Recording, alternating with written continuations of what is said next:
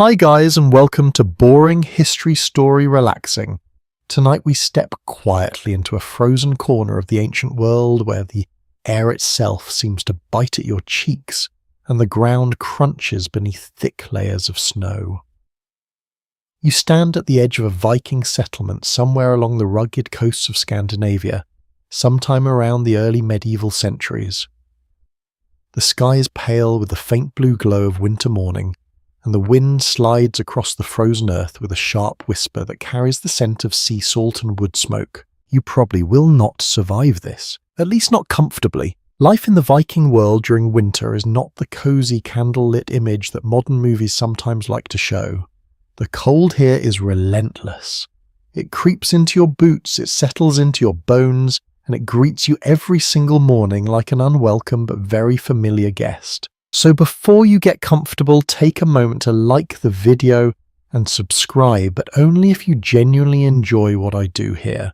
And while you're settling in tonight, I would love to hear where you are listening from and what time it is where you are in the world. Now dim the lights. The morning air presses against your lungs as you take a slow breath. It is cold enough that the inside of your nose stinks slightly. Your breath rises in small white clouds drifting upward before vanishing into the stillness. Around you, the Viking settlement slowly wakes. Small houses made of timber and turf sit half buried in snowdrifts.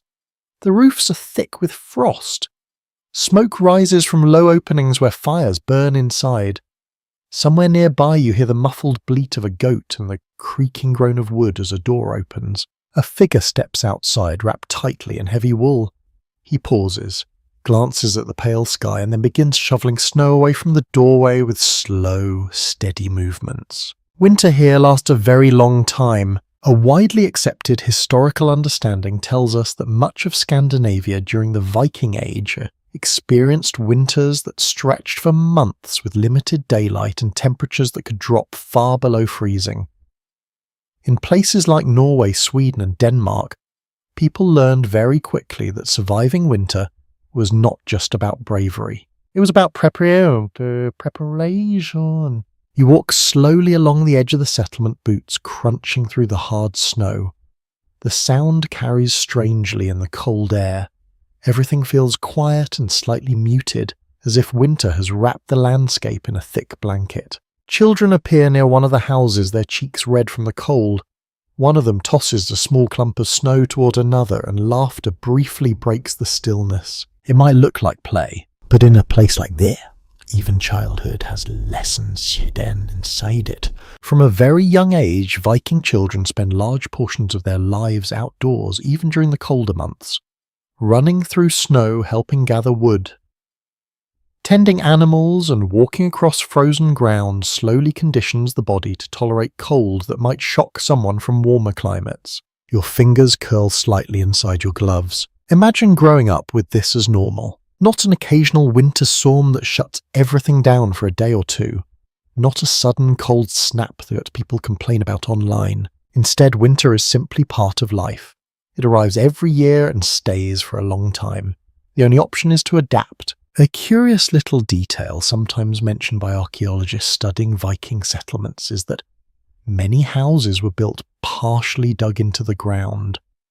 This design allowed the surrounding earth to act as insulation, keeping the inside warmer than the bitter air outside. It was not luxury by any stretch of the imagination, but it made survival possible. You pause near a stack of chopped wood piled carefully against a wall. Each log represents warmth. Each log represents another night survived. A man passes by carrying a bundle of firewood under his arm. His beard is dusted with frost and his boots leave deep prints in the snow. He nods briefly as he walks toward one of the houses. Inside, you can already imagine the smell of burning pine and wool cloaks drying near the fire. Scholars continue to debate exactly how well Vikings were physiologically adapted to cold climates compared to people from southern Europe. Some researchers suggest generations of living in harsh northern environments may have influenced body composition and endurance. Others argue that cultural habits and clothing played a far larger role than biology. Either way, the result is the same. These people function in weather that might send many modern travellers rushing for the nearest heated building. The wind picks up slightly and you pull your cloak closer around your shoulders. Somewhere near the shore, the faint sound of waves carries across the frozen air. The sea is not entirely frozen here, but thin sheets of ice drift near the edges where the water meets land. A long, narrow ship rests on the beach, pulled safely above the tide line for winter.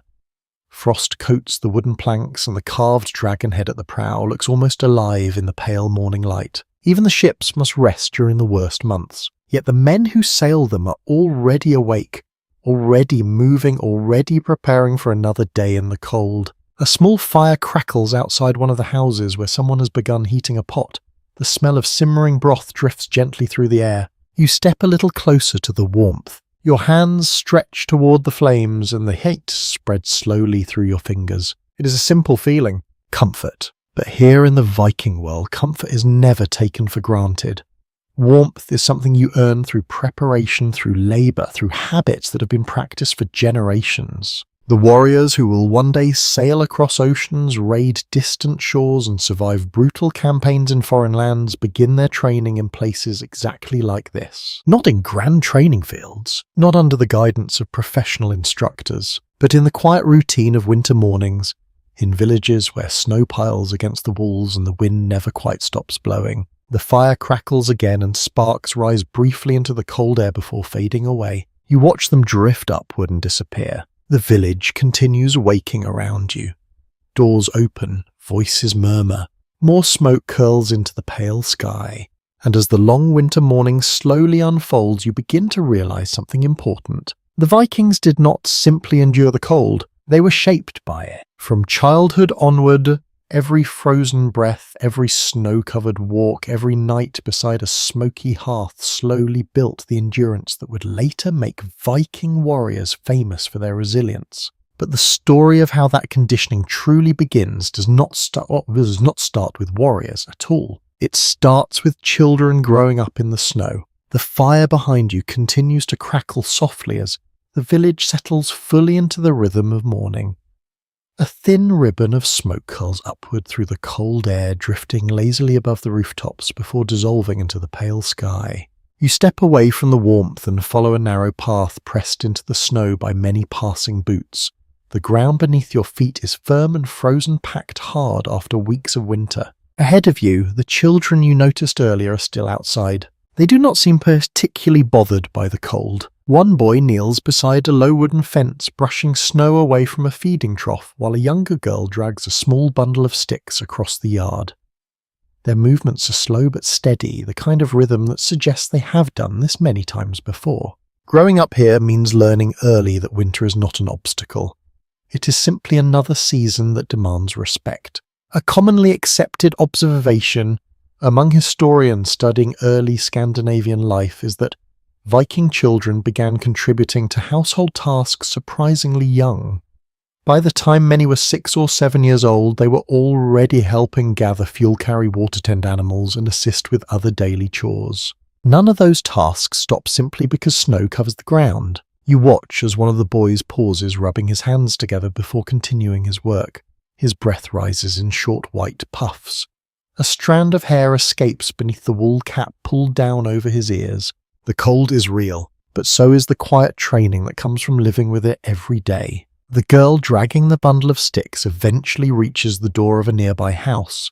She pushes it open and disappears inside where the glow of firelight spills briefly onto the soil. Moments later, she returns without the sticks and closes the door again behind her. It might seem like a small errand, but in a place like that, those small errands quietly shape endurance. You continue walking through the settlement, noticing how everyone moves with the same careful familiarity.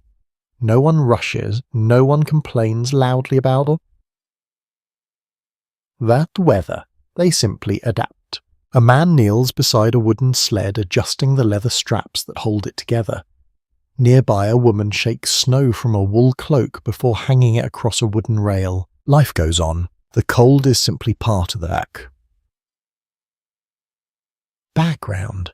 Researchers who examine skeletal remains from Viking-age communities sometimes note signs of strong physical development beginning in youth. Bones from both men and women often show evidence of heavy daily activity starting early in life.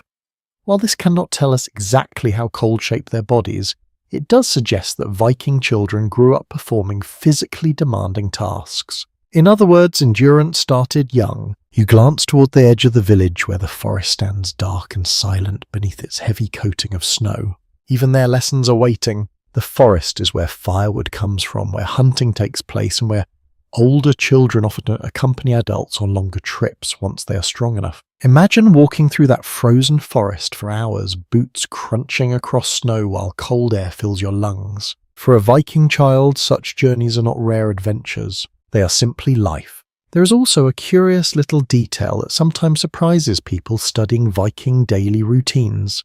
Written accounts from later medieval observers suggest that many northern communities believed fresh, cold air was healthy for the body. Even infants were sometimes briefly brought outside during winter so they could experience the cold. It was not reckless. It was part of building resilience. Of course, modern historians still argue whether such practices were widespread or only recorded in a few regions. Surviving sources are fragmentary and customs may have varied between settlements. Still, the pattern remains clear. Cold exposure was unavoidable. And over time, unavoidable experiences become normal. You stop near the animal pens where a few goats and sheep shuffle restlessly. Frost clings to the wooden rails of the enclosure. One of the animals exhales a long cloud of steam that drifts slowly upward. A teenage boy enters the pen carrying a small bucket. His movements are confident despite the icy ground beneath him. He pours feed into the trough and gently pats one of the goats on the neck. This boy is not yet a warrior, but he is already learning the patience and steadiness that northern life demands. In a few years, he may travel with older men into the forests or across the sea. He may carry weapons and sail toward distant lands. Yet the foundation of that future strength begins here, feeding animals on cold mornings, carrying water across frozen yards, walking through snow that reaches halfway to your knees. You turn back toward the center of the village where the fires burn more brightly now. Several adults have gathered near one of the houses, speaking quietly while sharing a pot of warm broth. The smell reaches you before the sound of their voices, rich and savory. Winter food often needs to be filling. Cold weather demands energy, and energy demands calories. Meals during this season tend to include preserved meat and fish grains and animal fats that provide lasting warmth. You notice one of the men tearing a piece of bread and dipping it into the steaming broth. Food becomes another quiet teacher of winter survival. Even the body itself slowly adapts to the rhythm of the season. Your boots crunch again as you walk closer to the fire. The warmth spreads outward in a small circle where snow has melted into dark patches as up earth. A young boy stands near the edge of the flames, stretching his hands toward the heat. His fingers open and close slowly as feeling returns after working in the cold. He glances briefly at the older men beside the fire, watching them, learning. One day he will stand where they stand. Another gust of wind drifts through the settlement, carrying the scent of pine from the nearby forest. The sky above remains pale and distant, the winter sun still struggling to rise fully above the horizon. Days here are short in the coldest months, but those short days are enough. Enough time for work, enough time for learning, enough time for children to grow stronger with every passing winter. And as you stand quietly beside the fire watching the village continue its morning routine, you begin to understand something important. The Vikings did not wait until adulthood to prepare for harsh conditions. Their training began almost from the moment they could walk, because in a land ruled by frost, endurance is not a skill learned later in life. It is something that grows slowly year by year with every step taken through snow, and the next lessons come not from chores or errands, but from the games children play in the deep winter drifts. The wind has quieted slightly as the morning settles into its slow winter rhythm. Snow still covers everything around you in thick white layers that soften the edges of houses, fences and pathways. The village feels calm, almost peaceful in that quiet way that only deep winter can create. Near the centre of the settlement, the children you noticed earlier have gathered again. Their chores appear to be finished for the moment, and now their energy turns towards something else entirely. Play. At first glance it looks simple enough. A boy scoops up a handful of loose snow and tosses it toward another child. The clump bursts apart in the air, scattering tiny crystals that sparkle briefly in the pale light. Laughter follows. Another child ducks behind a low wooden fence before launching a careful counterattack. For a moment, the yard fills with movement as boots stomp through the snow and small figures dart back and forth across the open space. It is the kind of scene that might feel familiar anywhere in the world where winter arrives. But here even games quietly serve a purpose. Children growing up in Viking settlements spend long hours outdoors during the colder months. Running through snow, balancing on icy ground and throwing snowballs may seem like harmless fun, yet these activities gradually build strength, balance and stamina. Your boots sink slightly as you step closer to watch. The snow here is deep enough that each step requires effort. The children must lift their legs higher than usual to move through the drifts. Their bodies twist and lean as they chase one another across the uneven ground. Without realizing it, they are training. Modern researchers who study traditional northern communities often note that childhood physical activity plays a large role in building tolerance to cold environments. Bodies that move constantly generate warmth, and muscles that grow stronger make it easier to travel through snow and ice. The Viking world offered very little opportunity for a sedentary childhood. One boy leaps onto a low mound of packed snow and raises his arms triumphantly as if claiming a fortress. The others respond immediately, charging toward him in a noisy wave of laughter and flying snow. The small hill collapses under their combined weight. Everyone tumbles together into the powder. You cannot help noticing how quickly they stand again. None of them remain on the ground long enough for the cold to creep through their clothing. That instinct matters. Remaining still in freezing weather allows the body to lose heat rapidly. Generations of experience have taught people in northern climates to keep moving whenever possible, even when playing. A widely recognized historical detail is that Viking-age clothing, though simple in appearance, was extremely practical for active outdoor life. Children typically wore wool garments layered with additional cloth or animal skins during winter. Wool retains warmth even when damp, making it especially useful in snowy conditions. You watch one of the girls brush powdery snow from her sleeve before joining the others again. Her wool tunic has clearly been patched many times. Clothing was valuable and families repaired garments repeatedly rather than replacing them. Nearby Isus, two boys begin pushing a small wooden sled across the yard. It glides smoothly over the packed snow before tipping sideways and spilling its riders into another cloud of laughter. Sleds like this were more than toys. They were tools. A curious little detail sometimes discovered by archaeologists is that small sleds appear in several Viking Age sites, suggesting they were used for both work and travel. During heavy winters, sleds could carry supplies, firewood, or even people across snowbound landscapes far more efficiently than walking alone. For children, using sleds early in life meant learning balance coordination and the physics of sliding across frozen ground. Skills that might one day prove surprisingly useful. The wind stirs again, sending a faint swirl of snow across the yard. The children pause briefly to catch their breath before beginning another round of playful chaos. One of them scoops up a handful of icy powder and carefully shapes it into a ball. You watch him wind his arm back with impressive seriousness. The snowball flies through the air and bursts harmlessly against a wooden post. Victory apparently. Small cheers follow. It's easy to overlook moments like these, but they carry quiet significance. Childhood play builds familiarity with the environment. It teaches how snow behaves beneath your feet, how ice changes the way you move, and how cold air fills in your lungs during exertion. By the time these children reach adolescence, none of these sensations will feel unusual. They will feel normal. Scholars still debate on how intentionally Viking communities viewed such childhood activities as preparation for adult responsibilities. Some historians believe survival skills were deliberately encouraged from an early age. Others argue that children simply learned by observing and participating in everyday life. The truth may lie somewhere in between. No formal training manuals existed. No instructors gathered children for organized winter survival classes. Yet the environment itself provided constant instruction. A sudden shout interrupts your thoughts. One of the boys has discovered a patch of smooth ice near the edge of the yard. He cautiously steps onto it, arms spread wide for balance. Enough years it is a sea childhood to follow. Soon several of them are sliding across the frozen surface, their boots scraping and gliding. in awkward but enthusiastic attempts at skating. They fall often, they laugh even more, and every fall teaches something new about the unpredictable nature of ice. The sky above brightens slightly as the winter sun finally climbs higher.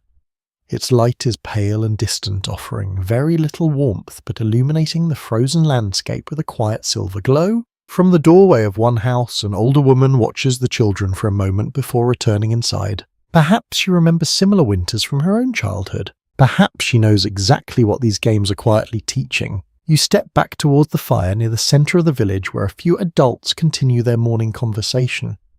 The warmth brushes gently across your face as you extend your hands toward the flames. Behind you, the sound of children playing continues, snow crunching, laughter rising and falling, boots sliding across hidden ice. All of it part of a childhood that slowly shapes the bodies and instincts of the next generation. One day, some of those children will stand aboard ships cutting through icy northern seas. Some will cross mountains and forests buried under winter storms. Some may fight battles in lands far colder than this quiet village, but the roots of that endurance are not found in war.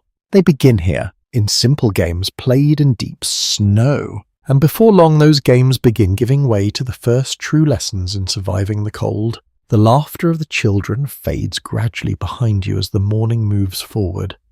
Their games continue in the snowy yard, but your attention drifts toward the narrow path leading beyond the houses.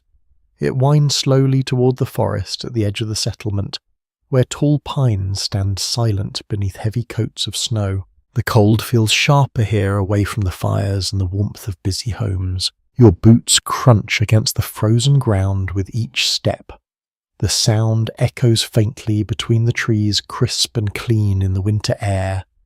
Above you, the branches sway gently, releasing small showers of powder that drift quietly to the ground. This is where some of the first real lessons in winter endurance begin, not through grand instruction or formal teaching, but through experience. A teenage boy appears on the path ahead, carrying a small bundle of sticks tied together with rope. He walks steadily, leaning slightly forward to keep his balance on the uneven ground. His breath rises in pale clouds as he moves. You step aside to allow him to pass. He nods politely and continues toward the village, where the sticks will soon become part of someone's fire. The forest provides more than wood. It provides training. Evidence from archaeological studies of Viking settlements indicates that communities depended heavily on nearby forests for fuel, building materials, and hunting. This meant that even during winter months, people frequently travelled into wooded areas. Despite deep bushes, deep snow, and freezing temperatures, children often accompanied older family members on these trips as soon as they were strong enough to keep up. You pause beside a tree where the snow has been disturbed by recent footsteps. The prints are smaller than those of an adult, suggesting a younger traveller walked this path not long ago. Imagine being 10 or 11 years old and walking through this forest for hours, the cold air brushing against your face, the snow reaching halfway up your boots, the quiet weight of the forest surrounding you. Every journey builds familiarity. Every step strengthens muscles that must lift through thick drifts again and again. A little farther along the path, you notice something interesting. Several branches have been stacked carefully against the trunk of a fallen tree.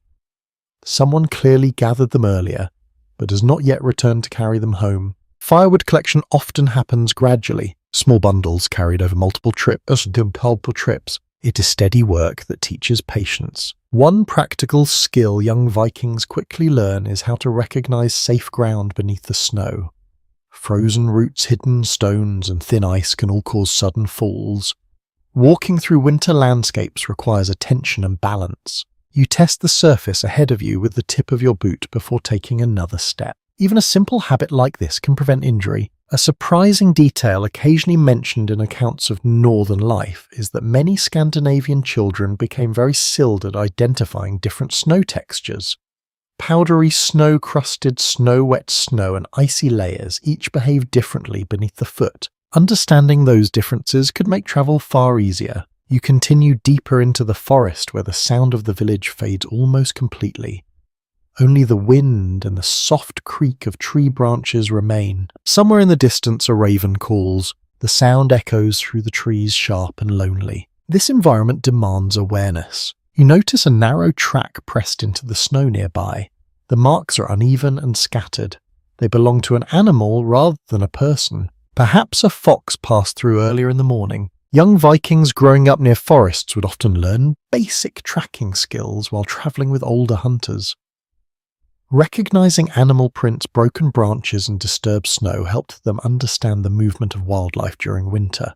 It also sharpened observation. Experts examining Viking culture frequently note that outdoor awareness was essential for survival in northern environments. The landscape itself served as a teacher. You kneel slightly to look closer at the animal track before rising again. The cold presses gently against your face as the wind drifts through the trees. Another figure appears between the trunks ahead. This time it is a young girl pulling a small sled behind her. The sled carries a few pieces of chopped wood tied together with leather straps. She moves slowly but confidently along the path. When she reaches the steeper patch of ground, she pauses and adjusts the rope around her shoulders before continuing. Her determination is quiet but unmistakable. Many children in Viking communities likely began assisting with wood gathering and similar tasks once they were physically capable. These responsibilities helped families maintain the constant supply of fuel needed for long winters. Without firewood, survival becomes extremely difficult. You watch the girl disappear down the path toward the village, leaving a narrow trail carved through the snow. Each trip she makes strengthens her body. Each journey builds endurance. There is also ongoing discussion among historians about how structured Viking childhood training might have been. Some researchers believe that certain skills such as hunting and weapon use were intentionally taught to prepare boys for future warrior roles. Others think most abilities develop naturally through participation in everyday tasks. Regardless of the exact method, the results were effective. Children who spent years walking through forests, hauling wood and navigating snowy terrain grew into adults who could endure long journeys in harsh climates. You take a slow breath. The air smells faintly of pine resin and frozen earth. The winter sun has climbed slightly higher now, casting pale light through the branches. The snow sparkles in small flashes where sunlight touches its surface. For a moment, the forest feels almost magical, but beneath that beauty lies a simple truth. Cold environments reward preparation. Those who learn early how to move through snow, how to gather resources, and how to endure freezing temperatures gain an advantage that lasts a lifetime. The path eventually curves back toward the village, and you begin walking in that direction again. As the houses slowly come into view, you hear the familiar sounds of daily life returning. Voices, footsteps, the steady chopping of an axe striking wood. Another lesson waits there. Because while childhood tasks teach endurance, survival in the Viking world also depends heavily on something even more important: the clothing wrapped around your body. And soon you will discover just how carefully Vikings designed their garments to stand against the brutal winds of the north. The sound of the axe reaches you before the warmth of the village fires does. A steady rhythm cuts through the cold air as someone splits another log beside a woodpile near the centre of the settlement. Each strike sends a dull crack echoing across the snowy ground. You walk closer, grateful for the faint heat drifting from several nearby hearths. The cold here has a way of slipping quietly beneath your clothing. Even when you keep moving, it slowly presses against your skin and reminds you that winter never truly leaves. That is why clothing matters so much. A man standing near the woodpile pauses from his work and pulls his wool cloak tighter around his shoulders. The thick fabric moves stiffly in the cold, but it traps precious warmth close to the body. Beneath the cloak you can see layers of additional garments wrapped carefully together. This layered approach was not accidental. Archaeological discoveries from Viking Age graves and settlements reveal that Scandinavians relied heavily on layered clothing made primarily from wool, linen and animal furs. These materials created pockets of insulating air that helped the body retain heat even during long exposure to freezing weather. You watch the man resume his work. The axe rises and falls again with slow, deliberate strength. His clothing moves with him, but never seems to restrict his motion. Every layer serves a purpose. Wool especially was a remarkable material for northern life. Even when slightly damp from snow or sweat, it still provides warmth. In a climate where moisture and freezing air often combine, that property becomes extremely valuable. A young woman nearby lifts a heavy fur cloak from a wooden railing and shakes the frost from it before wrapping it around her shoulders.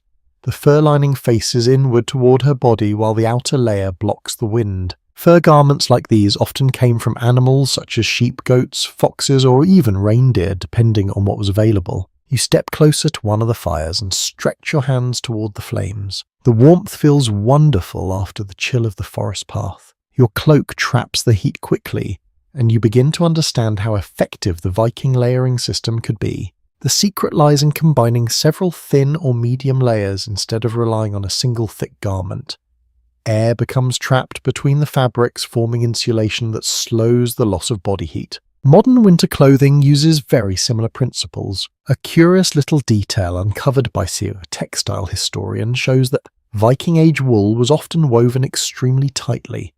This dense weaving helped block wind far more effectively than loosely woven cloth.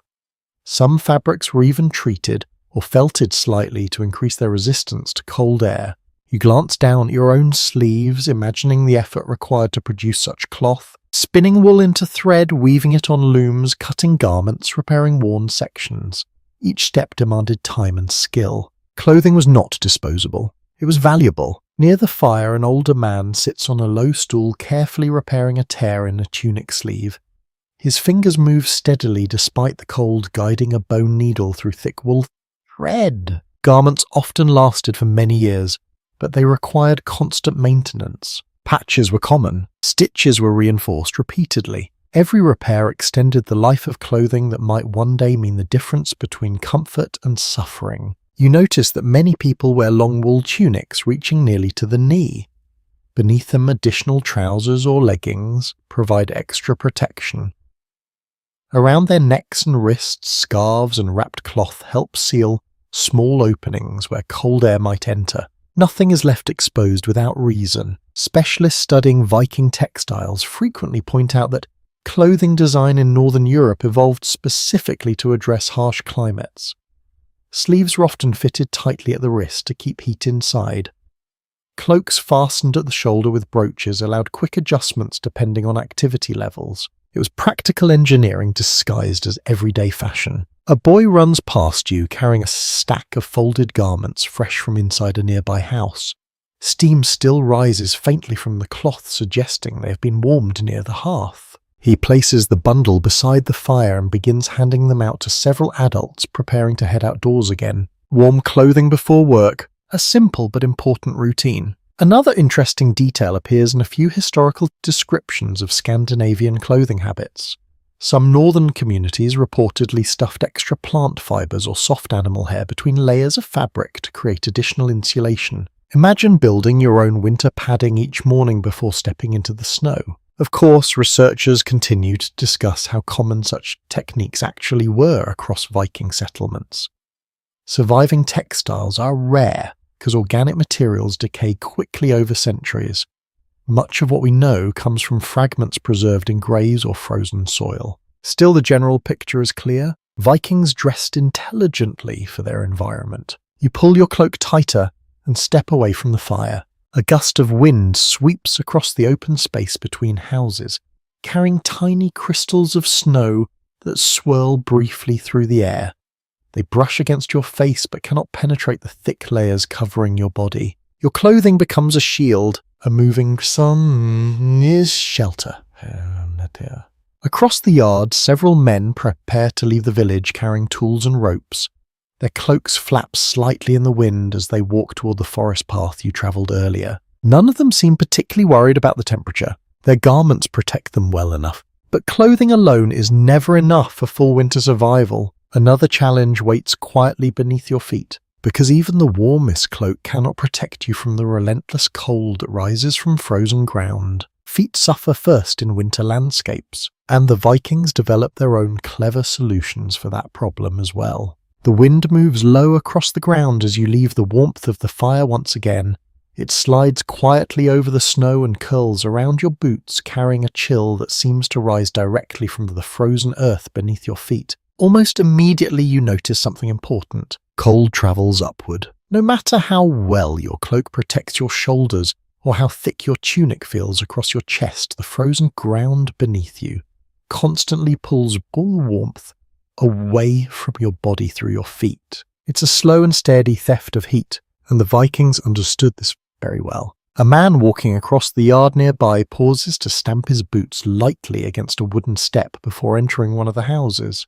Snow falls away from the leather surface, leaving behind dark patches where moisture has begun to melt. Boots in the Viking world were far more than simple footwear.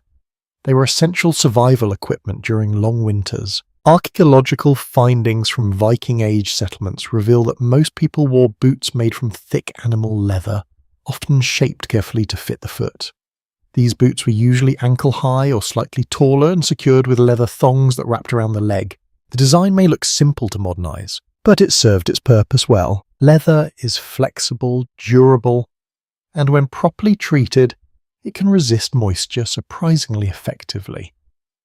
Vikings often softened and protected leather by rubbing it with animal fats or oils, which helped to repel water and prevent the material from becoming stiff in freezing conditions. You watch as another villager kneels near the doorway of a house adjusting the straps of his boots before heading outside. He tightens the leather thong carefully around his ankle and then stands testing the fit by shifting his weight from one foot to the other. Comfort matters when you expect to walk through snow for hours. You glance down at your own boots and press your foot gently into the ground. The snow crunches loudly. That sound echoes slightly in the quiet winter air. Boots alone cannot stop the cold completely, of course. The ground beneath Scandinavia during the deep winter can remain frozen for long periods, and standing still too long allows that cold to creep slowly through leather and cloth alike. That is why movement becomes so important. Walking keeps blood circulating through the feet. It keeps warmth flowing. A boy emerges from a nearby doorway carrying a small wooden stool. He sets it down beside the wall and begins pulling off one of his boots, shaking loose a bit of scissors that has slipped inside near the ankle. He laughs quietly to himself before pulling the boot back on and tying the thong again. Even a small amount of trapped snow can melt and create dampness, which then steals heat rapidly from the body. Children growing up here learn quickly to check their footwear. A small detail uncovered by researchers studying preserved Viking footwear shows that many boots were constructed using a method called turn shoe construction. The leather pieces were stitched together inside out and then turned right side out after sewing. This technique created a smooth outer surface and strong seams that resisted wear. It was clever craftsmanship. Boots made this way could flex easily while still protecting the foot. Nearby, an older man sits on a low bench repairing a worn section of leather. A thin bone needle moves steadily through the material as he reinforces the edge of a sole. Footwear needed constant attention. Snow, ice, mud, and rough terrain could damage leather quickly if it was not maintained. You step closer to watch him work. The man glances up briefly and smiles before returning his attention to the boot in his hands. His fingers move with the quiet confidence of someone who has performed this task many times before.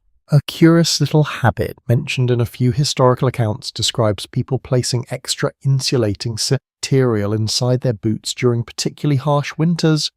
Dry grass, wool scraps, or soft moss could be packed around the foot to add warmth. Imagine stuffing a handful of moss into your boots before setting out across frozen ground. It might not sound elegant, but it could make a noticeable difference after hours of walking. The wind drifts across the yard again, sending a thin wave of loose snow skimming across the surface like white mist. You shift your weight slightly, feeling the firmness of the ground beneath you. Some parts of Scandinavia experienced winters so cold that lakes and rivers froze thick enough to support travel on foot. In such conditions, boots needed enough grip to prevent dangerous slips on ice. Certain Viking boots included roughened leather soles or small patterns cut into the surface to improve traction. It was a practical solution long before modern winter tread designs. Experts studying early Scandinavian travel habits frequently note that people in these regions developed remarkable skill at moving across icy terrain. Balance, careful foot placement, and awareness of ground conditions were learned naturally through everyday experience. Even children gained this ability simply by growing up in such environments. Across the yard, a group of men prepares to leave the village carrying tools and bundles of rope. One of them pauses briefly to lift his foot and brush packed snow from the edge of his boot before continuing. Small adjustments like that prevent larger problems later. Scholars examining Viking daily life still discuss how widespread certain winter footwear techniques may have been. Surviving boots vary in design depending on region and available materials, suggesting that different communities developed their own solutions to the same challenge. But all of them shared the same goal: protect the feet, because without warm and functional feet, no one travels far in winter. You begin walking again towards the edge of the village where the snow lies undisturbed in smooth white drifts. Your boots press fresh tracks into the surface with each step.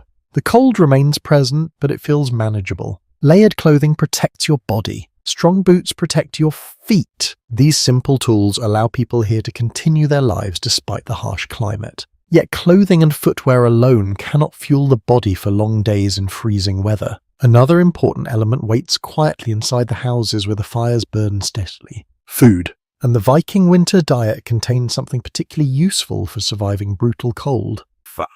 The smell reaches you first. It drifts quietly through the cold air as you step toward one of the larger houses in the settlement. Warmth escapes through the open doorway, carrying the rich scent of simmering broth, roasted meat, and wood smoke. Your stomach racks immediately. Cold weather has a way of sharpening hunger. Inside the house, the fire burns steadily along a long stone hearth that stretches through the center of the room. The flames flicker gently beneath an iron pot suspended above glowing embers. Steam rises slowly into the dim interior where wooden beams disappear into the smoky ceiling above. You step inside and the warmth wraps around you like a blanket. Several people sit along the wooden benches lining the walls. Thick cloaks hang nearby, drying slowly in the rising heat. Boots rest close to the fire where melting snow forms small dark patches on the floor. Food preparation here is not just about taste, it is about survival. Research into Viking-age diets suggests that northern communities relied heavily on calorie-rich foods during winter months. Preserved meats, fish grains, dairy products, and animal fats form the backbone of meals when fresh crops were unavailable. Cold weather demands energy, and energy requires fuel. A woman standing near the hearth stirs the large pot slowly with a wooden spoon. The broth inside moves thickly, revealing chunks of meat and barley rising briefly to the surface before sinking again. You lean slightly closer to the fire. The warmth touches your face while the smell of the stew fills the air. Nearby, a man slices dark bread into thick pieces and passes them to several others waiting beside the table. Each piece is dipped into the broth before being eaten. Simple food, but filling. Animal fat plays an especially important role in these meals. Fat contains more calories per portion than most other nutrients, making it extremely valuable during long periods of cold exposure. A diet rich in fats allows the body to maintain heat more efficiently. You watch as the cook lifts a small clay bowl filled with thick yellow butter and places it beside the table. One of the men scoops a portion onto his bread before dipping it into the stew. The butter melts quickly. A steady supply of dairy products appears frequently in evidence from Scandinavian settlements. Cows, goats, and sheep provided milk, which could be turned into butter, cheese, or fermented drinks that lasted longer than fresh milk alone. You sit down near the hearth and accept a wooden bowl offered by one of the villagers. Steam curls upward from the surface as you hold it carefully between your hands. The heat alone feels comforting. When you taste the stew, the flavour is deep and satisfying.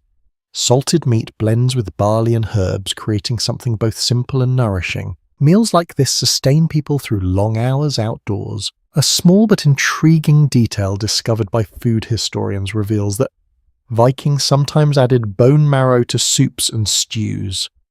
Marrow is extremely rich in fat and nutrients, making it particularly valuable during winter when maintaining body warmth becomes more difficult. Imagine cracking open bones beside the fire just to scoop out the nourishing centre. Nothing goes to waste. Across the room, a boy chews thoughtfully on a strip of dried fish. His cheeks move slowly as he works through the tough meat. Drying fish was one of the most effective preservation methods available to coastal Viking communities. Fish hung in cold air could last for long periods, providing a reliable food source even when fresh catches were scarce. Stockfish, as it is sometimes called today, became a staple across northern Europe. You take another spoonful of the stew. Warmth spreads through your chest as you swallow. That warmth matters. Maintaining body heat in freezing conditions requires both external protection and internal energy. Without sufficient food, even the strongest clothing and shelter cannot prevent the gradual loss of warmth.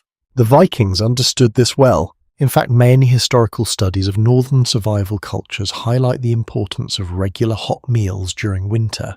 Even a simple broth could raise body temperature and restore energy after hours spent outdoors. Near the far wall, two men quietly share a wooden mug filled with a dark drink. It smells slightly sour but pleasant. Fermented beverages such as ale or mead were common in Viking settlements. These drinks provided calories and hydration, while also preserving liquids that might otherwise spoil. Alcohol levels were often lower than modern versions, making them suitable for everyday consumption. Another interesting observation recorded in some early writings describes how people in northern climates sometimes ate small amounts of fat before travelling in cold weather.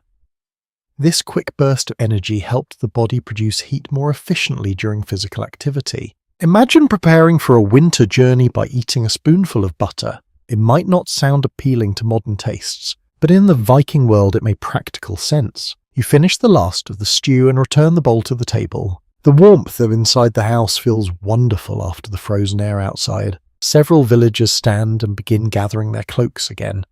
Work continues even in winter, and daylight hours remain limited during the coldest months. People eat negshaw when they rest briefly, then return to their tasks. Across the hearth, an older man carefully places another log onto the fire. Sparks rise upward for a moment before fading into the smoke above. Researchers studying Viking life still discuss how varied the winter diet might have been between regions. Coastal communities likely relied heavily on fish and marine resources, while inland settlements depended more on livestock and stored grains. Local environment shaped every meal, yet one principle remained constant. Cold climates require strong nourishment. You step back outside with the others. The winter air greets you again, sharp and clean after the soaky warmth of the house. Your breath forms pale clouds as you walk across the yard.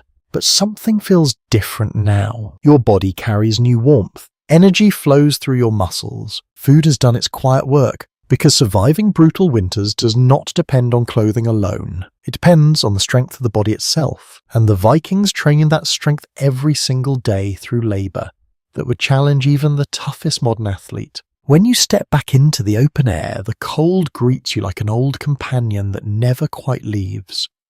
The warmth from the stew lingers in your chest, but the wind quickly reminds you that winter still rules this land. Across the village, the rhythm of work has already resumed. You hear the steady scrape of a shovel pushing snow aside. Somewhere nearby, an axe strikes wood again. A group of men begins dragging a sled loaded with logs toward the centre of the settlement, their boots pressing deep tracks into the snow. Life does not slow much here, even in the harshest season. You walk toward the men pulling the sled.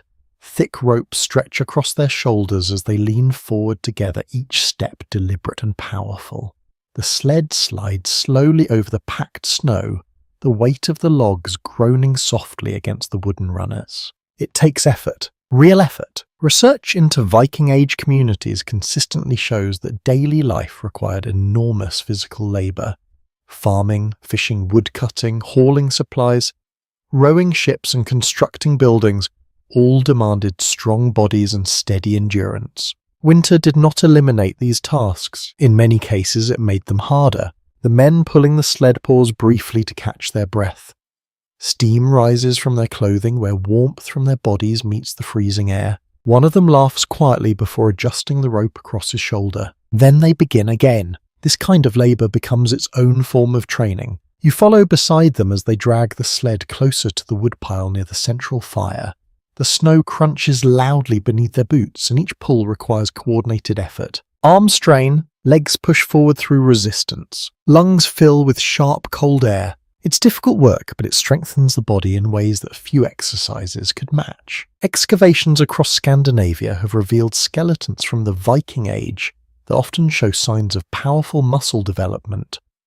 Bones in the shoulders, Arms and legs sometimes display thickened areas, where strong muscles repeatedly pulled against them during life. These marks tell a quiet story. They show that Viking men and women alike lived physically demanding lives. When the sled finally reaches the woodpile, the group begins unloading the logs one by one. Each piece is lifted, carried a short distance, and stacked neatly with the others. You help lift one end of a log. Even through your gloves, the cold surface bites slightly into your hands. The wood is heavy, and you quickly feel the strain in your arms as you carry it to the growing pile. By the time the last log is stacked, your breathing has deepened. Your body feels warmer despite the freezing air. Movement generates heat. That principle becomes one of the simplest but most effective survival tools in cold environments. Standing still for too long allows body heat to escape, but steady physical activity keeps warmth circulating through muscles and blood. Vikings understood this instinctively because their entire lifestyle demanded constant movement. A lesser-known detail uncovered by researchers studying Scandinavian rowing culture suggests that Viking crews often trained extensively with their ships, even outside of major voyages. Rowing a longship required tremendous coordination and strength, and the repetitive motion built endurance throughout the body. Imagine pulling an oar for hours across icy northern waters. Each stroke would strengthen arms, shoulders, and back while forcing the bodies to generate warmth, despite cold wind and spray. That same endurance began here in the village, with work like hauling wood, clearing paths, and repairing buildings damaged by winter storms. You watch as two younger men begin chopping the newly delivered logs into smaller pieces. Their axes rise and fall in smooth practice motions. Each strike produces a sharp crack that echoes across the settlement. Wood splits cleanly. Another log falls apart beneath the blade. The rhythm continues again and again. Observers who study traditional northern lifestyles often note that this type of repetitive labor builds both physical strength and mental resilience. Tasks performed daily become familiar, and familiarity reduces the stress of difficult conditions. The work itself becomes normal. You stand beside the chopping block and feel the heat of effort spreading through your arms and shoulders. Even the cold air feels different now, less threatening, more manageable. A small group of teenagers gathers nearby, watching the older men work. One of them steps forward and takes an axe, positioning a log carefully before bringing the blade down with determination. The strike is not perfect. The log splits unevenly, but the lesson begins. Strength grows gradually. Skill grows through repetition. Academic discussion still continues around how intentionally Viking societies prepared young people for warrior life. Some specialists believe that daily labor naturally built the physical abilities later used in battle. Others suggest certain exercises or competitions may have existed to strengthen young fighters. Whatever the exact methods, the result becomes clear. Hard work forged strong bodies. You brush a few wood chips from your sleeve and look across the village again. More sleds move along the packed paths. More axes rise and fall. More people carry supplies between houses. The settlement feels alive with motion despite the winter cold. Above the rooftops, the pale sun continues its slow climb across the sky. Its light reflects off the snow in soft silver tones. Yet even with this faint sunlight, the air remains cold enough to sting your cheeks. Still you feel warm. Work has changed the way your body reacts to the temperature. The Vikings experienced this transformation constantly. Daily labor trained their muscles, strengthened their lungs, and prepared them for long journeys in harsh environments. But physical strength alone did not fully shape their winter resilience. Another habit also played an unexpected role in conditioning the body, a habit that might surprise many people today, because the Vikings did not avoid cold water. In fact, they often stepped directly into it. The sound of axes fades behind you as you walk toward a narrow path leading away from the houses. The snow here has been pressed down by many footsteps, forming a hard trail that curves gently toward the edge of the settlement. Cold air flows steadily across the open ground. Your breath rises in quiet white clouds with every step. Ahead, the path leads toward a small stream that winds between snow-covered banks before disappearing into the nearby forest. Thin sheets of ice cling to the edges of the water, but the center continues to move slowly, dark and clear beneath the pale winter sky. Several villagers are already gathered there. At first, you wonder why anyone would willingly stand beside freezing water in weather like this. Then one of the men kneels at the edge of the stream and splashes a handful of icy water onto his face. You feel an immediate shiver just watching. Cold water might seem like the last thing anyone would choose on a winter morning, yet here it appears almost routine. Evidence from historical descriptions and archaeological studies suggests that Vikings valued personal cleanliness far more than many people assume today. Combs, tweezers, ear picks, and other grooming tools appear frequently in excavated Viking settlements. Cleanliness mattered, even in winter. You step closer to the stream and notice a flat stone that has been cleared of snow beside the bank. A wooden bucket rests nearby its rim coated with frosties. Another man dips the bucket into the flowing water and lifts it carefully onto the stone. Steam rises faintly from his breath as he pours a small amount over his hands and rubs them together briskly. The reaction is immediate. His skin reddens as blood rushes back through chilled fingers. It is uncomfortable for a moment, but he does not hesitate. One interesting observation, preserved in some medieval writings, describes Scandinavian communities bathing more frequently than many neighbouring regions.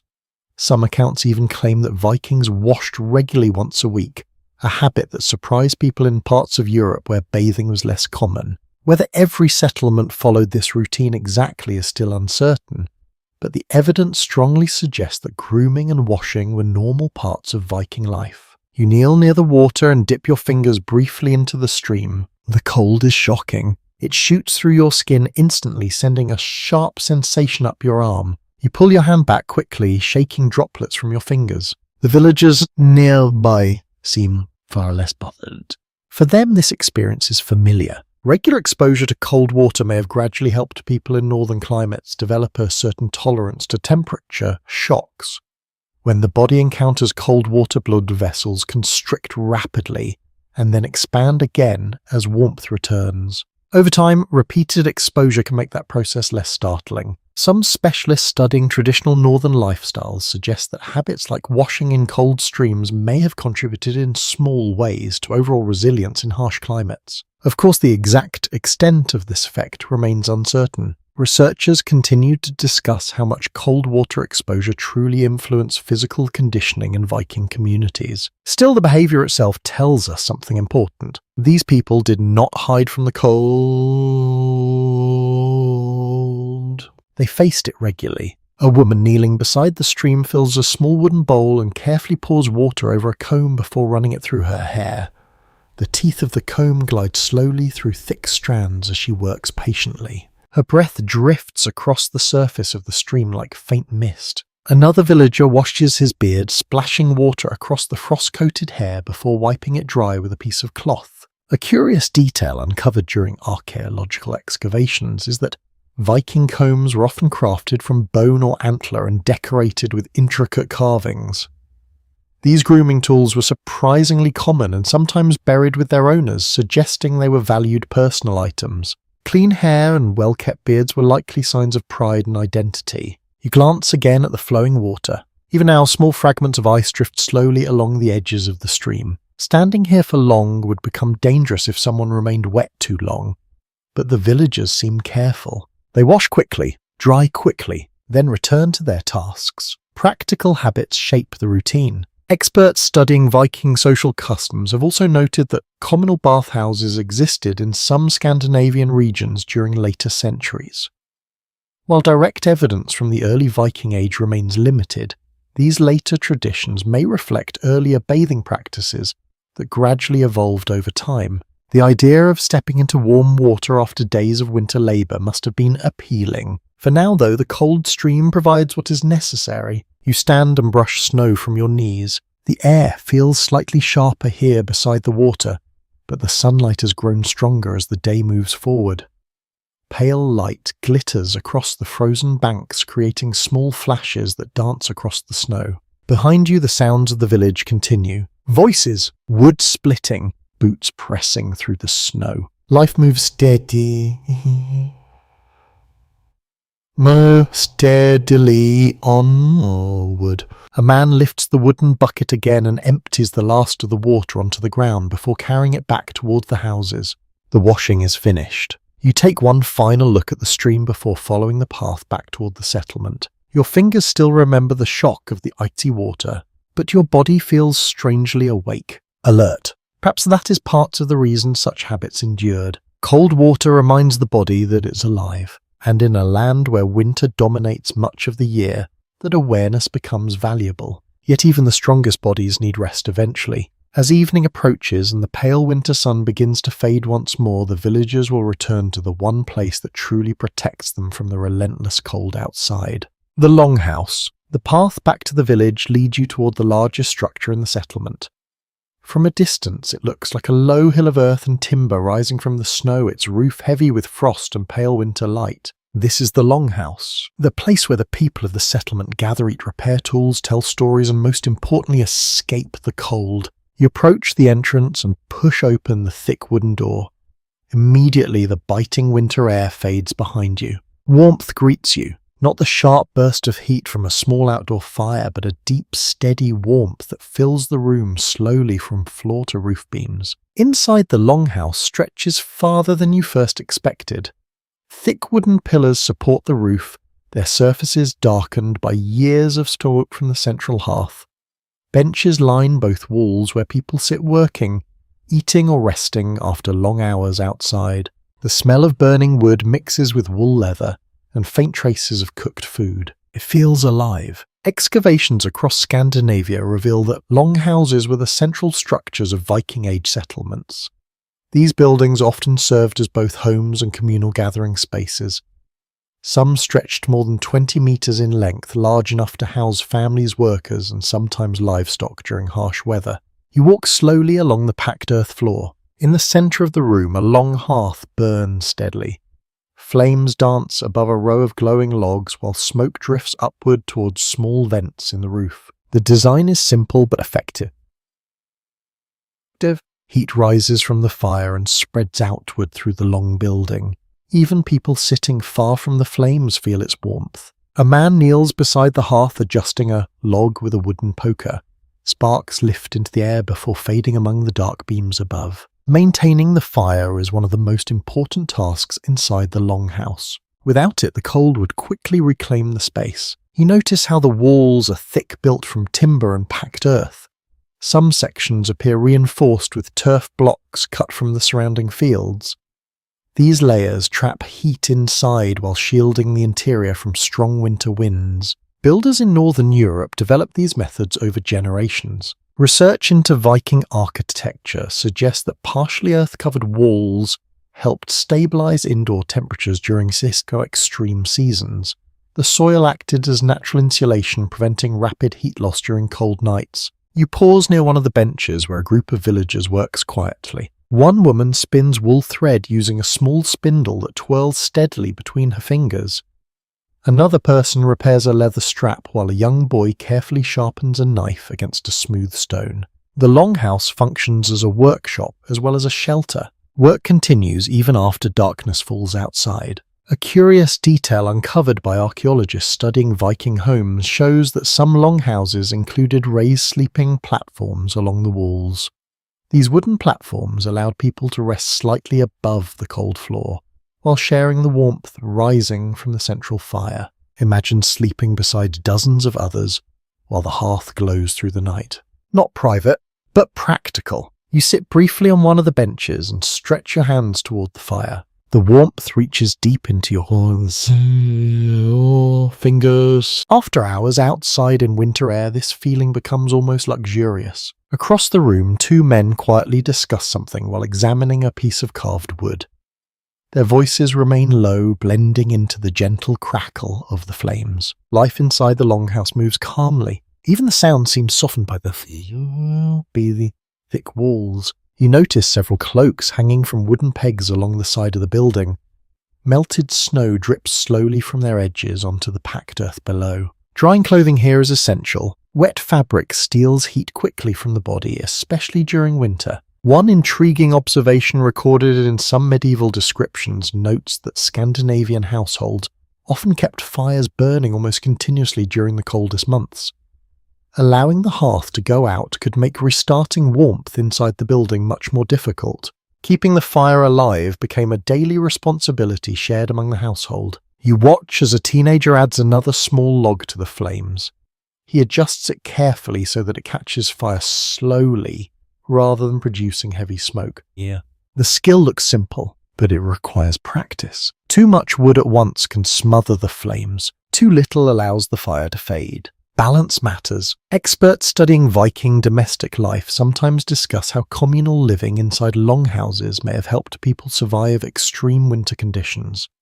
Multiple bodies sharing one large heated space naturally increase the overall warmth inside the structure. Heat from the fire, heat from people, heat from animal was sometimes sheltered at one end of the building. Together they created a surprisingly stable indoor environment. Of course, the exact arrangement of longhouse interiors varied between regions and time periods. Some historians believe livestock may have been kept inside during the coldest weather, while others think animals were usually housed in separate structures. The surviving evidence leaves room for interpretation. Still, the longhouse clearly served as the heart of Viking winter life. You lean back slightly and watch the flames flicker against the dark wood beams overhead. Outside, the wind moves softly across the snow-covered roofs. Inside, the fire continues its quiet work. Warmth spreads through the room. People talk. Tools are repaired. Clothing dries. And for a little while, winter waits outside the walls. But even here, comfort never lasts forever. Because tomorrow morning, the villagers will step back into the cold again, and the winter landscape waiting beyond the longhouse door will demand new lessons in endurance. The fire in the longhouse burns lower as the evening deepens. Shadows stretch across the wooden beams above you, and the quiet murmur of conversation slowly softens as people settle into the slower rhythm of night. Outside, the cold grows sharper. You can feel it pressing faintly against the walls, even from inside the shelter. The wind slides across the roof and sends small trickles of frost falling from the thatch above. Occasionally, a gust rattles the door, reminding everyone inside that winter still waits just beyond the timber walls. But here beside the hearth, the atmosphere feels calm. A man rises from one of the benches and adds another log to the glowing fire. The wood catches slowly, the flames brightening the room for a moment before settling again to a steady glow. The longhouse begins preparing for sleep. You notice several people moving towards the raised wooden platforms along the walls. Thick wool blankets are unfolded and spread across the sleeping areas. Some bundles of fur are shaken out carefully before being laid down for extra warmth. Research into Viking domestic life shows that sleeping arrangements inside longhouses were often communal. Families and workers shared large sleeping platforms rather than separate private rooms. This arrangement allowed body heat to accumulate in one place, making it easier to stay warm during freezing nights. In a northern winter, shared warmth becomes extremely valuable. You sit on the edge of one platform and run your hand across the surface of the bedding. The wool blanket feels rough but thick, and the animal fur beneath it traps warm air surprisingly well. The design may not be luxurious, but it is effective. A young boy climbs onto the platform beside you and pulls a heavy blanket around his shoulders. His boots are placed neatly near the edge where the fire's warmth will help dry them overnight. Careful habits like this prevent frozen footwear in the morning. You glance across the room where several others are doing the same thing. Cloaks are hung near the hearth, gloves are spread out to dry, and damp wool is turned carefully toward the heat. These preparations happen every evening during winter. Nothing is left to chance. Studies of Viking-era households indicate that wool textiles were the primary source of bedding during this period. Wool blankets provided insulation while remaining breathable, allowing moisture to escape while still holding warmth close to the body. Combined with fur layers, these materials formed an excellent barrier against the cold night air. One small but interesting detail discovered in Scandinavian burial sites reveals that some individuals were buried with bedding made from animal pelts. The presence of these furs suggests they were highly valued possessions during life as well. Warmth carried importance even beyond the grave. You stretch out across the platform and listen to the sounds around you. The fire crackles softly. Someone turns over in their blanket. A faint snore drifts from the far end of the hall. The rhythm of shared sleep begins to settle across the room. Outside, the wind continues moving through the darkness. Experts examining northern survival traditions often point out that nighttime warmth can determine whether people remain healthy during long winters. If the body loses too much heat while sleeping, fatigue and illness can follow quickly. The Vikings developed practical strategies to prevent that. Sleeping close together, using layered bedding, keeping fires burning steadily through the night. A woman near the hearth rises quietly and places another small log onto the coals. She does it carefully so the flames do not flare too brightly. The goal is gentle heat, not roaring fire. A curious observation recorded in several later Scandinavian traditions describes the use of heated stones placed beneath bedding to add warmth during a particularly cold nights. Stones warmed beside the fire could slowly release heat for hours. Whether this practice existed widely during the Viking Age remains uncertain, but the idea itself fits well with the practical mindset of northern communities. Any source of warmth was welcome. You pull the blankets slightly higher around your shoulders. The longhouse grows darker as more people settle into sleep. Only the soft glow of the hearth illuminates the room, now casting warm orange light across the sleeping platforms. Even the air feels warmer near the ceiling where heat gathers. Below, the packed earth floor remains cooler, reminding you why the raised platforms were so important. Scholars studying Viking homes continue discussing how longhouses balanced ventilation with heat retention. Smoke from the hearth needed to escape through roof openings, yet too much ventilation could allow valuable warmth to disappear. Builders likely adjusted these openings carefully depending on weather conditions. Experience taught them how to manage the balance. Your eyes grow heavier as the quiet warmth of the room spreads through your body. For a moment you imagine the many generations who must have rested in spaces like this. Farmers, craftsmen, sailors, warriors, all sharing the same fire while winter storms moved across the dark northern landscape. The Viking worlds demanded endurance not only during the day, but through long freezing nights as well. A final log shifts in the hearth, sending a soft crack through the quiet room. The sound fades quickly. The longhouse settles deeper into stillness. Tomorrow morning the door will open again. Cold air will outside. Boots will return to the snow, and the next lesson in surviving winter will begin beyond the walls of this warm shelter. Because sometimes the Vikings had to travel far beyond the safety of their homes, even when the world outside was buried in snow. Morning returns quietly. At first you notice only a faint glow slipping through the narrow gaps in the longhouse roof. The fire has burned down to a bed of red embers, as the air inside the hall feels cooler than it did the night before. Someone stirs nearby. A blanket rustles. Boots scrape softly across the wooden platform. Slowly the longhouse begins waking again. You sit up and stretch your arms while the warmth of sleep fades from your muscles. Outside the walls, the wind whispers faintly across the snow, carrying the distant sound of something creaking in the cold. The door opens. Immediately, a breath of icy air pours inside. For a moment, everyone nearest the entrance feels the sudden chill. Then the door closes again, and the fire is quickly stirred back to life with fresh wood. Another winter day begins. You step outside soon after pulling your cloak tightly around your shoulders. The cold greets you with its familiar sharp bite. Frost glitters across the rooftops and a thin mist of breath rises from every person moving through the settlement. But today the activity feels slightly different. Several villagers are preparing for a journey. You see ropes being coiled, packs tightened, and small sleds loaded with supplies.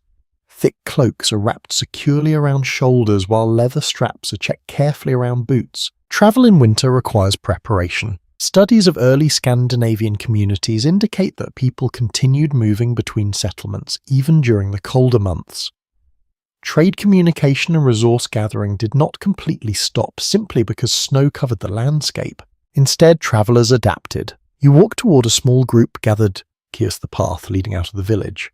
One man tightens the strap across a wooden sled while another adjusts the position of several bundled sacks tied securely in place. The sled runners rest easily on the packed snow. Winter can actually make travel easier in some ways. When lakes freeze and marshy ground hardens, routes that are difficult during warmer seasons become accessible.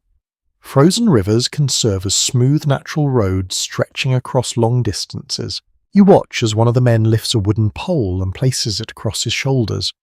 The sled rope attaches to the center so that he can pull the load while keeping both hands free. It is a simple but clever design. Archaeological discoveries and historical comparisons suggest that sled transport was widely used across northern Europe long before the Viking Age.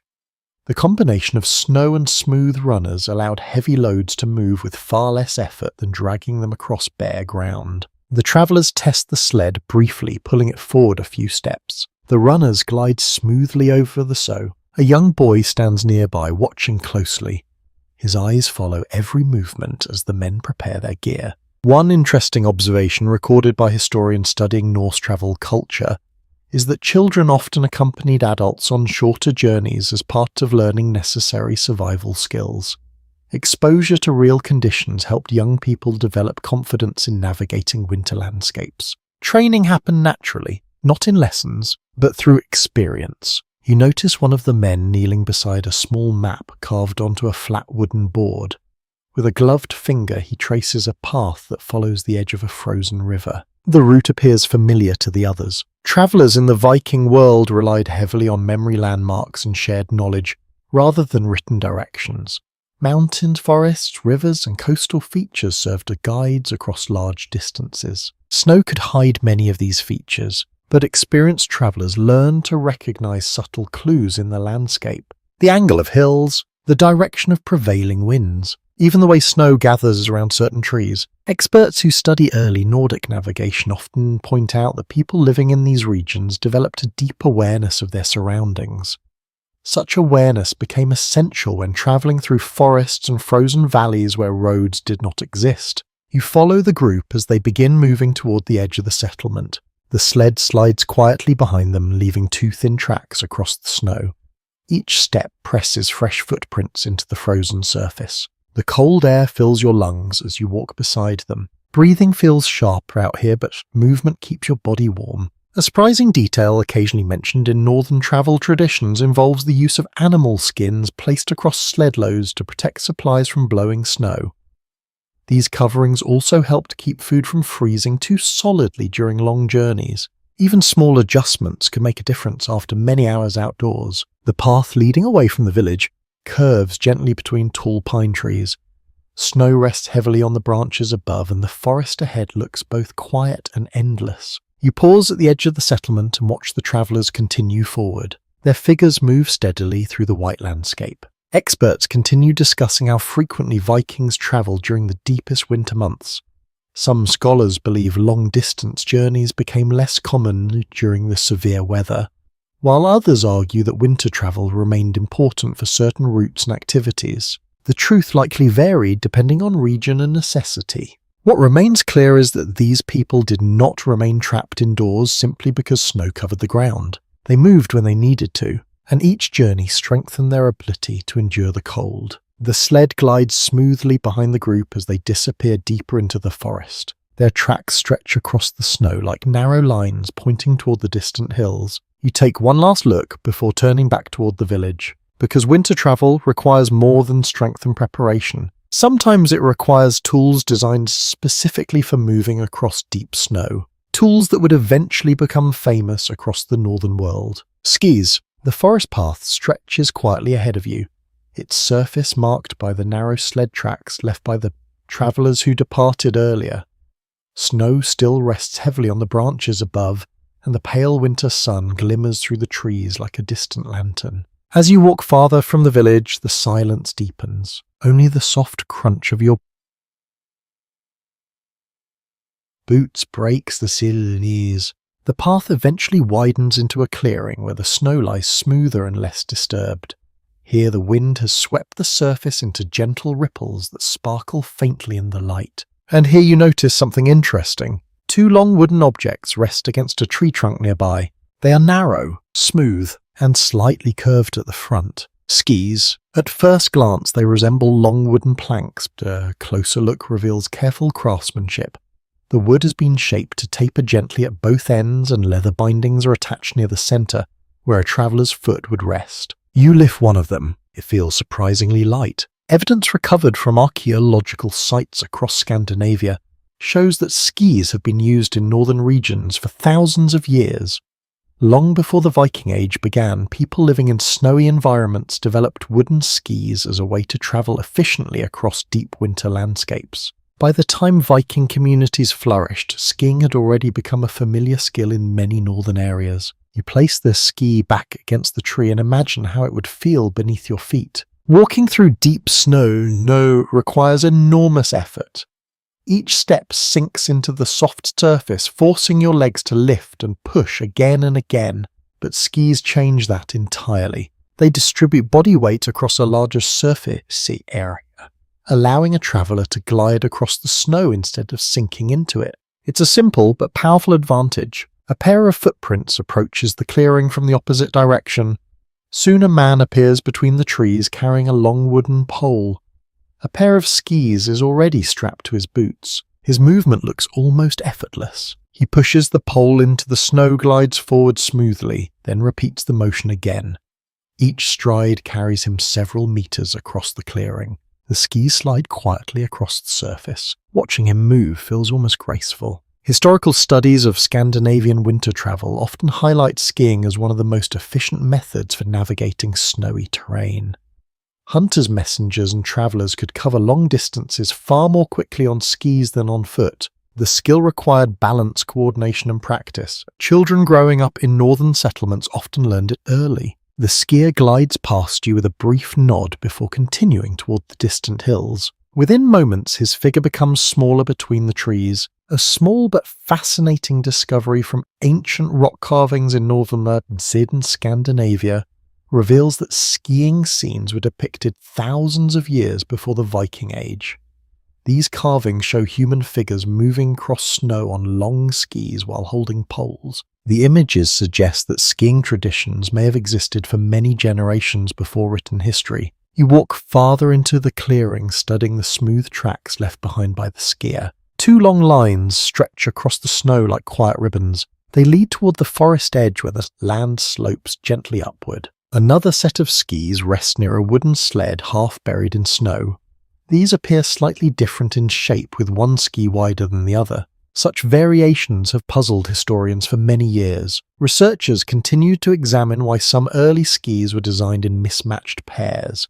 One possibility suggests that the wider ski supported body weight, while the narrower one was used for pushing or steering. The exact reasoning remains uncertain, but the design clearly served a purpose for those who used it. You kneel briefly to brush loose snow from the surface of the wooden runners. The craftsmanship is simple but precise. Leather straps hold the foot securely while allowing enough flexibility to walk or climb uphill when necessary. These tools allowed Vikings and their neighbours to move through winter landscapes that would otherwise slow travel dramatically. Beyond transportation, skis also helped during hunting expeditions.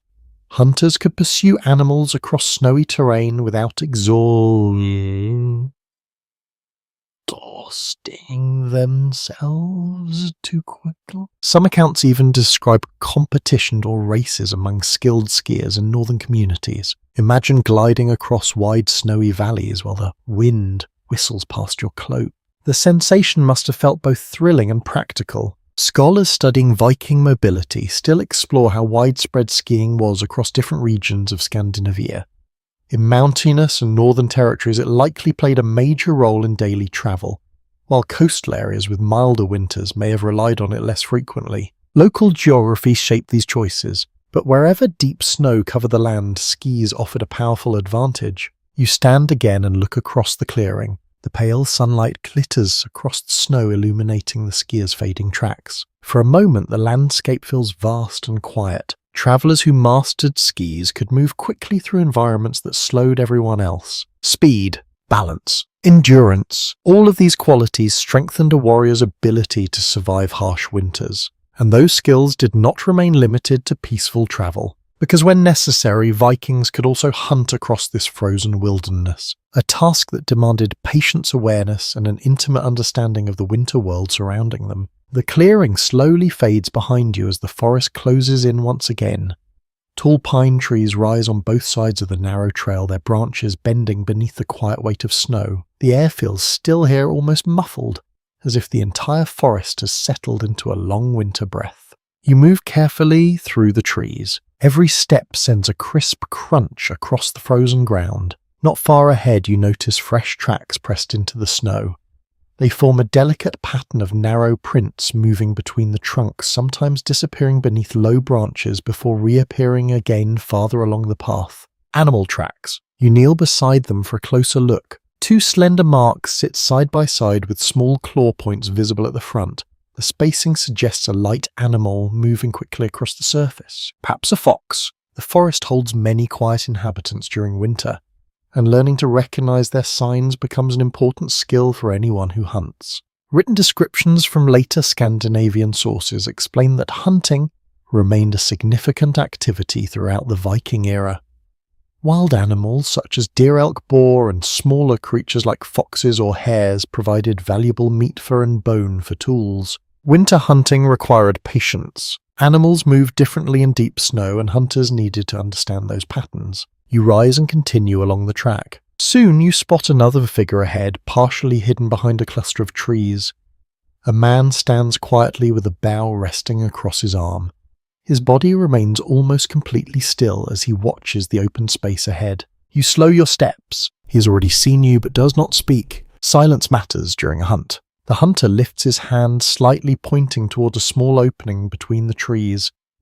You follow his gesture and notice movement near the edge of the clearing. A hare. Its white winter coat blends almost perfectly with the snow, but its ears twitch gently as it searches for food beneath the frozen surface. The hunter raises his bow. The motion is slow and careful. Snow does not forgive sudden movement. Historical evidence suggests that bows were among the most common hunting tools used in Viking societies.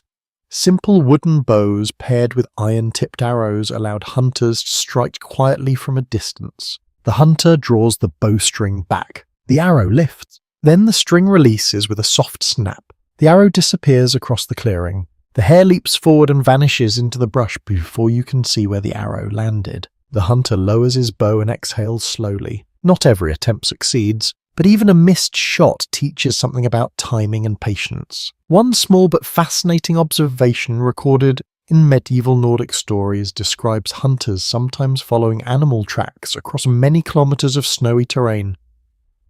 The snow preserved footprints, clearly allowing skilled trackers to follow animals long after they passed. Tracking became an art. Hunters learned to recognize subtle differences in how animals moved. A running deer left different prints than a grazing one. Fresh tracks looked sharper while older ones softened as snow drifted across them. These details help determine where prey might be heading. You walk with the hunter as he approaches the clearing where the hare had been feeding. He studies the ground carefully before kneeling beside the tracks. His gloved finger brushes lightly across the snow. Then he points again. The animal's path turns sharply toward a narrow passage between several fallen logs. Understanding terrain becomes just as important as understanding the animal itself. Researchers who examine early Scandinavian subsistence practices note that winter hunting demanded endurance as much as skill. Deep snow slowed both animals and humans, but hunters equipped with skis or knowledge of firm ground could maintain the pursuit longer. The cold tested everyone involved. You follow the tracks a short distance until they disappear beneath a dense thicket of branches where the hare has likely found shelter. The hunter pauses and sighs slightly. This time the forest wins. A curious detail preserved in some northern traditions describes hunters wearing white cloaks during winter to blend with snowy surroundings. Such simple camouflage could help them approach animals without being easily seen. Whether this practice existed widely during the Viking Age remains uncertain, but the idea reflects a deep understanding of the winter environment. The forest rewards those who adapt. You continue walking beside the hunter as he moves toward a higher ridge overlooking the valley below. From this vantage point, the landscape stretches wide and silent beneath the pale winter sky. Snow covers everything, yet life continues beneath its surface. Tracks crisscross the valley floor. Foxes, deer, perhaps wolves farther away. Experts studying early Nordic hunting methods still discuss how frequently organized hunting parties operated during winter. Some believe groups of hunters worked together to surround animals, while others suggest most hunts remained individual efforts guided by personal skill. The historical record leaves room for both possibilities. You stand quietly on the ridge and breathe in the cold air. The forest smells faintly of pine and frozen earth. For a moment, the world feels completely still, but the Vikings did not spend all their winter days in forests like this. Many of them belong to communities whose lives revolved around something far colder and more unpredictable than snow-covered woods, the sea. And winter upon the northern seas could test even the strongest warriors. The forest ridge slopes gently downward toward the coast. As you follow the narrow path, the smell of pine slowly fades and something sharper replaces it. Salt! The cold wind rolling in from the sea carries that scent across the snow-covered land. Even before you see the water, you can hear it, a distant rhythm of waves striking against frozen shoreline. The trees thin out as you approach the open coast. Soon the forest breaks completely, revealing the wide northern sea stretching beyond the icy rocks. Thin sheets of ice drift near the shore while darker water moves slowly farther out. The wind here feels stronger. It rushes across the open water and cuts through the air with a sharp chill that presses against your face. Standing here makes one thing immediately clear. Winter at sea is far harsher than winter inside the village. Down on the shoreline, several men move around a long wooden ship resting above the frozen sand. The vessel looks familiar, with its narrow hull and curved prow rising like a dragon's head toward the sky. A longship. The wood glimmers faintly with frost. You walk keen closer and notice the men inspecting the ship carefully. One kneels beside the hull, scraping away thin ice that formed overnight. Another checks the ropes securing the vessel to heavy wooden posts driven into the shore. Ships required constant care. Maritime research into Viking-age seafaring reveals that these vessels were built using a technique called clinker construction. Overlapping wooden planks formed a flexible but sturdy hull that could survive powerful waves and rough coastal waters. This design made Viking ships remarkably resilient, but winter still posed serious challenges. Cold temperatures could stiffen ropes and freeze water along the hull. Ice buildup added weight and sometimes made launching the ship more difficult. You step onto the frozen sand and feel the wind pull sharp at your cloak. The sea breathes slowly beyond the ice. One of the sailors lifts a wooden bucket and pours seawater across a section of the hull before scraping it clean again. Salt water helps loosen frozen layers that cling stubbornly to the wood. The work continues steadily. Sailors who expected to travel needed their ships ready even during cold months. Historical studies of Viking expeditions indicate that many voyages occurred during warmer seasons, but coastal travel could still happen in winter under the right conditions. Fishing, trading, and communication between settlements often depended on these smaller journeys. The sea remained a lifeline. You climb a short ridge overlooking the ship and watch the sailors continue their tasks. A man climbs aboard and walks along the narrow deck while checking the wooden benches where rowers would sit. Frost covers the surface in thin white lines. He brushes it away with his glove. A fascinating detail discovered in several preserved Viking ships shows that these vessels were surprisingly lightweight for their size. The flexible hull allowed them to move efficiently through waves while also making it possible for crews to pull them ashore when necessary. That flexibility also helped them survive collisions with floating ice. You imagine the ship cutting through dark winter waters while cold wind lashes across the deck. Rowers pulling heavy oars. Sea spray freezing along the gunwales. The thought alone sends a chill through your body. Another sailor lifts a thick wool cloak and wraps it around his shoulders before stepping aboard. Clothing remains just as important at sea as it does on land. Wind over open water steals heat quickly. Even strong sailors must protect themselves carefully. Scholars examining Viking maritime practices continue discussing how frequently winter sailing truly occurred. Some specialists argue that most long-distance voyages waited for calmer spring conditions. Others believe experienced crews sometimes took advantage of winter winds when necessary. The exact patterns likely varied between regions and circumstances. Still, the presence of ships ready along frozen shores suggests that Vikings remained connected to the sea year-round. You walk along the edge of the frozen beach where ice forms delicate patterns across the sand. Each step leaves a faint crackling sound beneath your boots. Farther out, a few seabirds circle above the water before gliding down toward floating ice. Even wildlife continues adapting to winter here. A curious note preserved in some medieval travel accounts describes northern sailors rubbing animal fat across exposed skin during particularly harsh voyages. This layer of grease may have helped protect against windburn and freezing spray. Whether this practice was widespread remains uncertain, but the idea reveals the creative solutions people developed for surviving brutal conditions. You glance once more toward the longship. The sailors have finished clearing the hull, and now stand together, speaking quietly near the prow.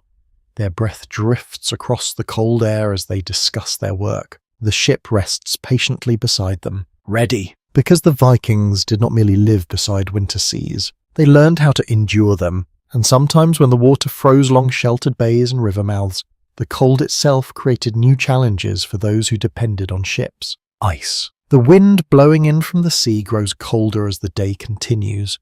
Clouds gather slowly along the horizon, turning the pale winter sky a deeper shade of grey. Along the frozen shoreline, the longship rests quietly where the sailors have secured it above the tide.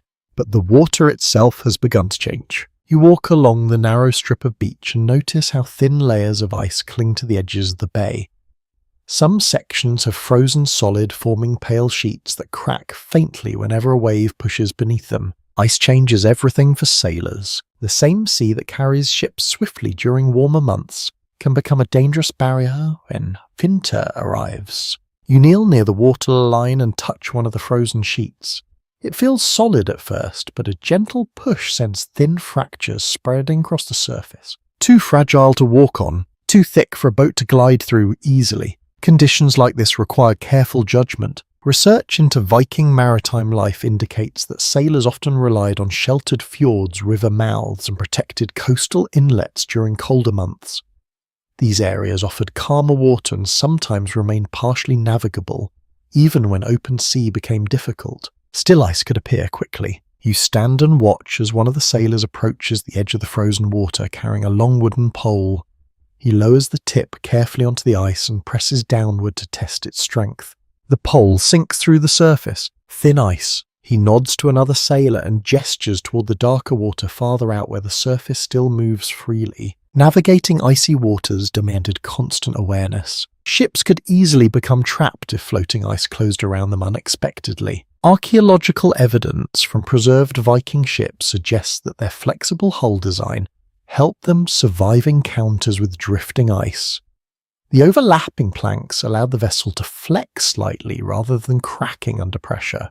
This feature may have made Viking ships more adaptable in northern conditions than many later rigid designs. You walk farther along the shore where the ice thickens near a small inlet.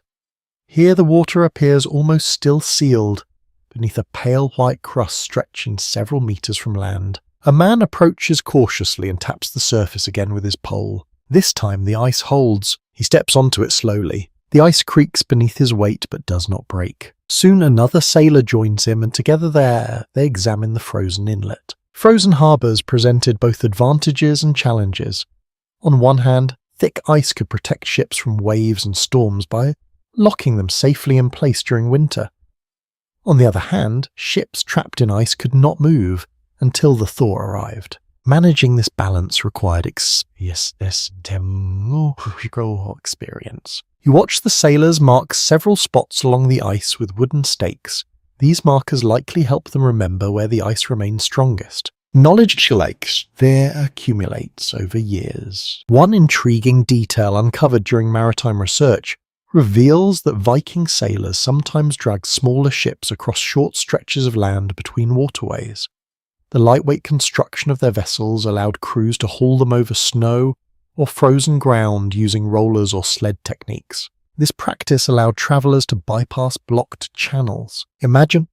Imagine pulling a longship across frozen earth to reach open water on the other side of a narrow peninsula. Such efforts demanded coordination and strength, but Viking crews were well accustomed to physical labour. You continue walking along the shoreline where waves push gently against the edge of the ice. Each movement creates soft cracking sounds that echo across the quiet bay. Seabirds gather along the exposed rocks, occasionally diving into the water for fish that remain active beneath the surface. Life continues here, despite the cold. Historical analysis of Norse coastal settlements indicates that fishing remained important throughout much of the winter season. Cod herring and other fish species often moved through northern waters even in colder months. Fishermen adapted their techniques accordingly. Small boats might operate from ice-free patches, while nets could sometimes be lowered through openings cut into frozen surfaces. The sea continued providing food when land resources grew scarce. Still, the frozen coastline demanded caution. Experts studying early maritime practices continue examining how Viking sailors assessed ice conditions during winter travel. Without modern instruments, they relied entirely on observation, sound, and experience. The colour of the ice, the movement of water beneath it, the sound it produced under pressure. All of these signs help determine whether a surface could support weight or whether it might collapse suddenly. You pause near one of the wooden stakes marking the frozen inlet.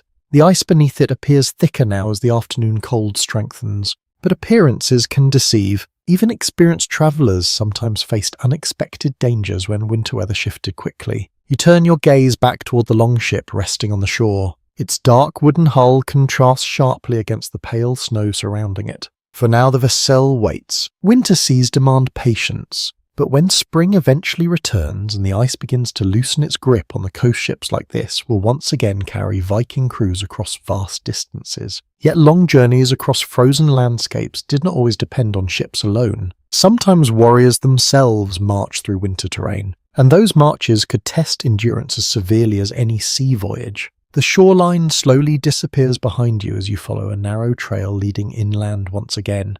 Snow crunches beneath your boots with each step, and the cold wind from the sea fades into the quieter stillness of the forest. The path climbs gradually toward higher ground. From here, you can see the distant hills where snow lies in thick white blankets stretching across the land.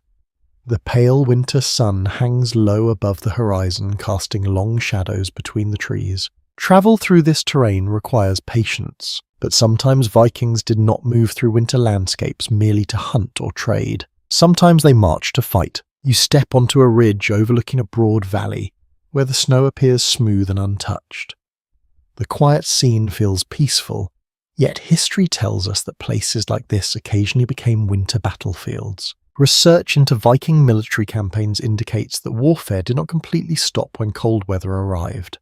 While many large expeditions were planned during warmer seasons, conflicts between rival groups could occur throughout the year when circumstances demanded it. Warriors needed to be ready at any time. The cold did not wait for permission. You imagine a line of fighters moving through this valley, their cloaks pulled tightly around their bodies as they march across the frozen ground.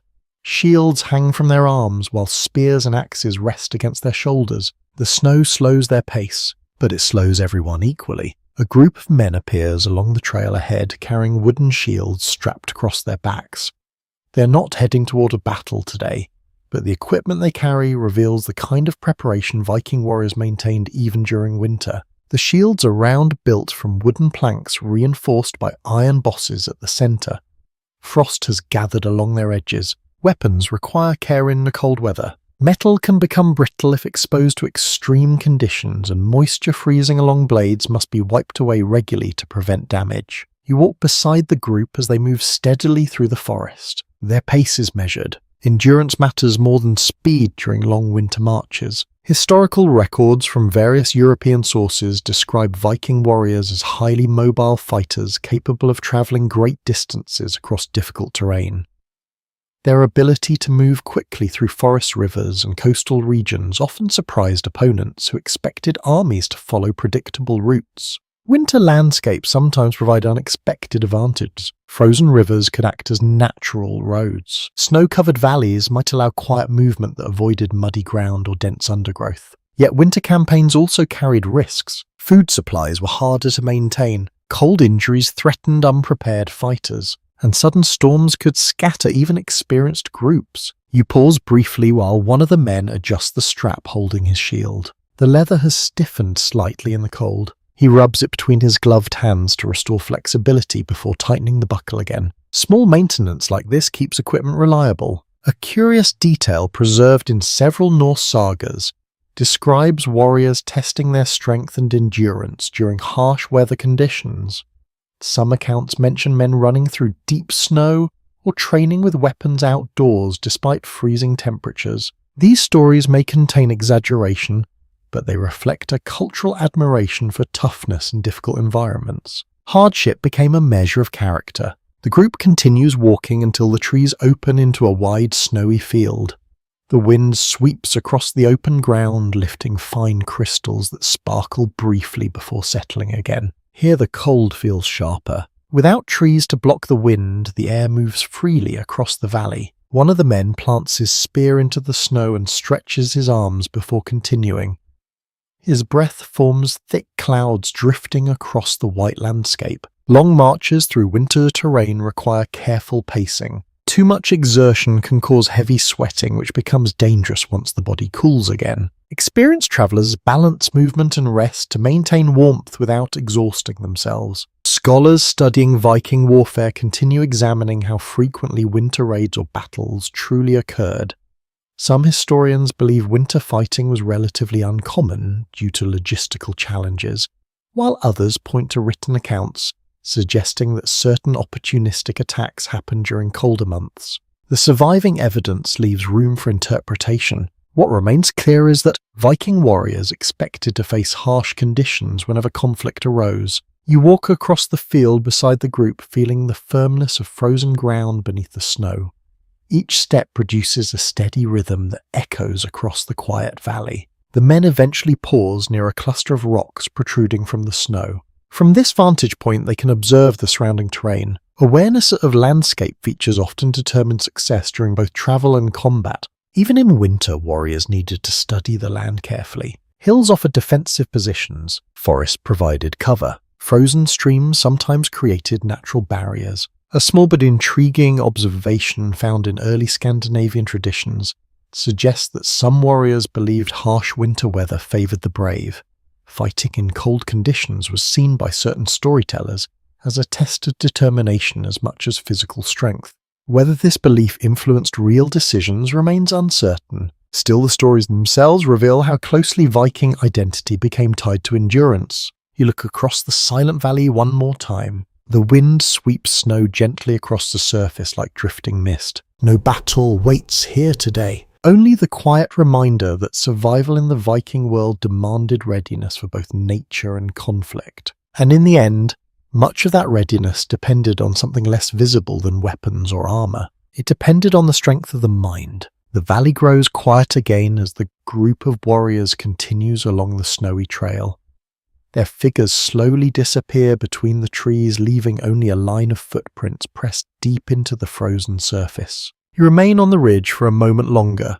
The wind drifts softly across the snow, brushing small crystals into the air like tiny sparks of light. Winter landscapes often feel calm like this, but living in such an environment requires more than strong muscles or warm clothing. It demands a certain kind of mindset. You begin walking back toward the forest, noticing how the cold air fills your lungs with every steady breath. At first, the chill feels sharp, but after a while your body adjusts. The sensation becomes familiar. That familiarity is important. Studies of cultures living in harsh northern climates suggest that psychological adaptation plays a major role in surviving extreme weather. People who grow up in these environments gradually learn to treat cold as a normal condition rather than a constant threat. Fear fades. Routine takes its place. You pass beneath the tall pines where snow clings to every branch. The forest muffles the wind, creating a quieter world where your footsteps become the loudest sound around you. For Viking communities, winter returned year after year. Storms arrived. Snow piled high. Darkness lingered for long hours each day. Instead of resisting these conditions, people adjusted their expectations. Daily life simply continued. Historical examination of Norse culture often highlights the importance of resilience in their worldview. Stories, laws, and social traditions repeatedly emphasize endurance, courage, and self-control when facing hardship.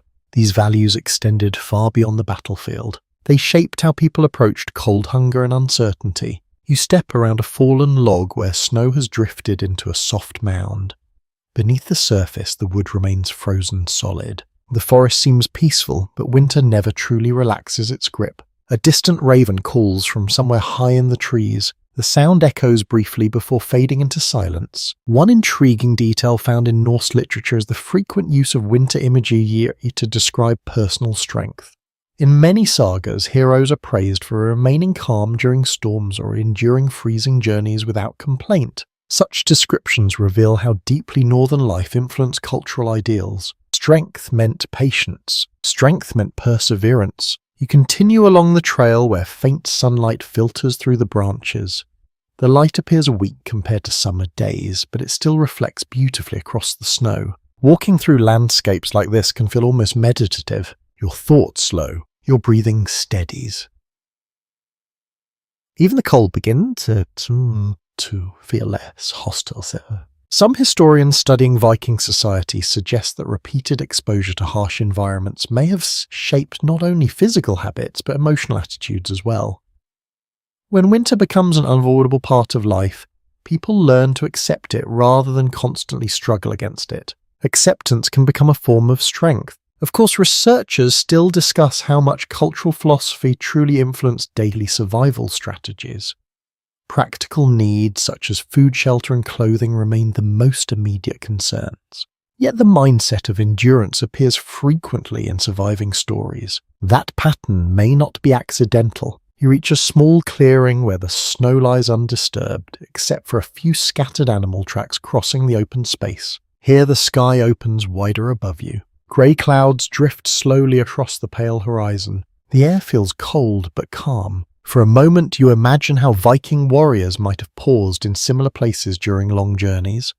Perhaps they stood quietly like this, breathing the cold air while gathering their thoughts before continuing onward. Mental focus becomes valuable in these difficult environments. Panic wastes energy. Calm preserves it. A curious observation recorded by some scholars studying early Nordic traditions and suggests that storytelling itself may have helped people cope with long winters.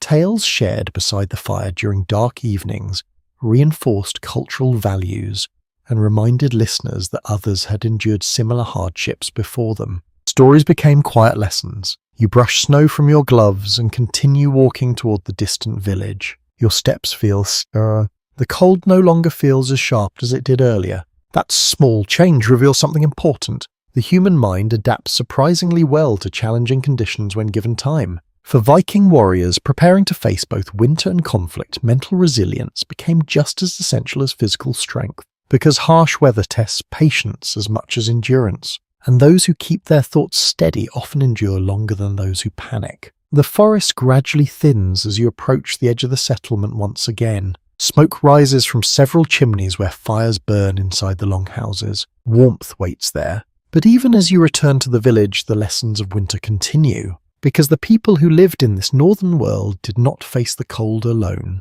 Their beliefs and stories gave meaning to the frozen landscapes surrounding them, and many of those stories spoke of powerful beings connected to winter itself. You walk slowly back toward the village while the winter sky begins shifting into softer shades of grey and silver. The sun remains low above the horizon, casting a faint glow across the snow-covered roofs and frozen paths. Smoke rises steadily from the longhouse chimney. The smell of burning pine drifts through the cold air. Inside, warmth and quiet conversation wait once again, but as you approach the familiar buildings, your thoughts drift towards something deeper than physical survival. The people living here did not only rely on clothing, fire, and strong bodies to face winter, they also relied on belief. Belief gave meaning to the frozen world around them. You step through the longhouse doorway and immediately feel the comforting warmth spreading through the room. Several villagers sit beside the hearth while the fire crackles gently in the centre of the hall. A man near the flames begins telling a story. His voice carries slowly across the room while others listen quietly. Stories hold power during long winter nights. In Viking culture, mythology played a central role in explaining the forces of nature that shape daily life. The Norse believed the world was filled with powerful beings who influenced storms, seasons, and the fate of people themselves. Winter in particular held strong connections to myth. Historical study of Norse religion shows that the harsh northern climate often appeared in their stories through giants, gods, and supernatural forces tied closely to cold landscapes. These tales helped people interpret the challenges they faced each year. You settle near the fire and listen as the storyteller describes the frost giants. In Norse mythology, frost giants were enormous beings associated with ice, snow, and the wild forces of winter.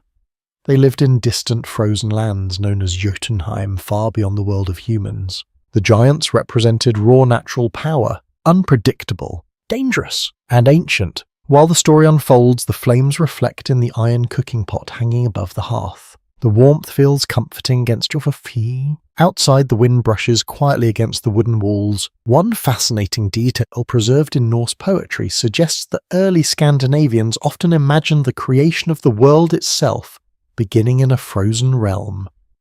According to the myth, a vast icy void known as Niflheim existed long before humans appeared. From this cold emptiness, the earliest life emerged. Such imagery reveals how deeply winter shaped the imagination of northern peoples. Snow and ice were not just seasonal events, they were part of the cosmic story of existence. You glance around this longhouse as the storyteller continues. Several children sit close to the fire listening carefully.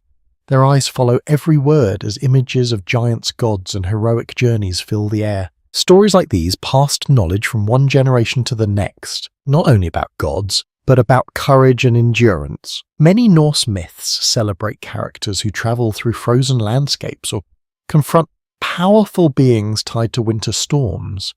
These tales reinforce the idea that strength comes from facing hardship directly, rather than avoiding it. Scholars examining Viking belief systems continue discussing how literally people interpreted these stories.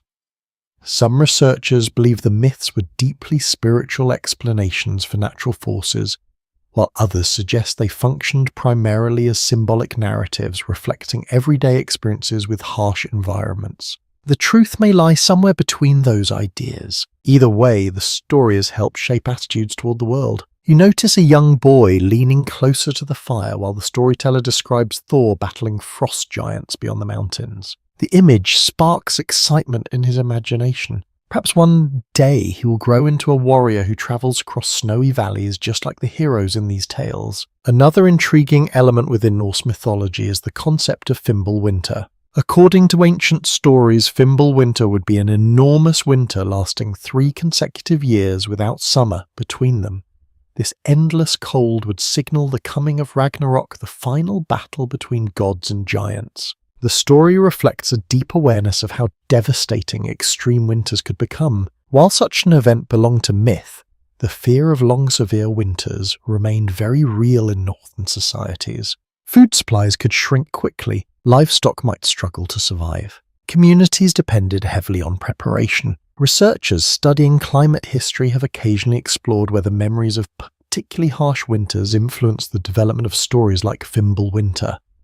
Severe cold periods throughout history may have inspired tales warning of a future when winter never seemed to end. Though evidence remains limited, the connection between climate and mythology remains an interesting topic for study. The storyteller pauses for a moment and adds another log to the fire. Flames rise slightly before settling again. Outside, the wind grows stronger as night approaches. Inside, the warmth and flickering light create a sense of safety. Stories fill the longhouse with quiet meaning. They remind listeners that winter is not simply an enemy. It's part of a larger world filled with forces both natural and mysterious. You lean back against the wooden wall and watch the flames dance slowly across the hearth. For the Vikings, surviving brutal winters required strong bodies and careful planning, but it also required imagination. Because sometimes belief itself becomes another form of strength, and the lessons of endurance did not end with stories alone. Warriors also trained deliberately to harden themselves against discomfort and hardship.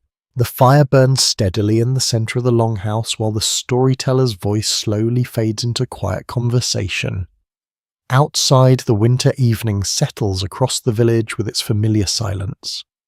Snow reflects the faint light of the sky, making the night feel brighter than you might expect. You step outside once more. The cold greets you immediately, sharper now that darkness has begun to fall. The air carries a clean scent of frost and distant pine trees.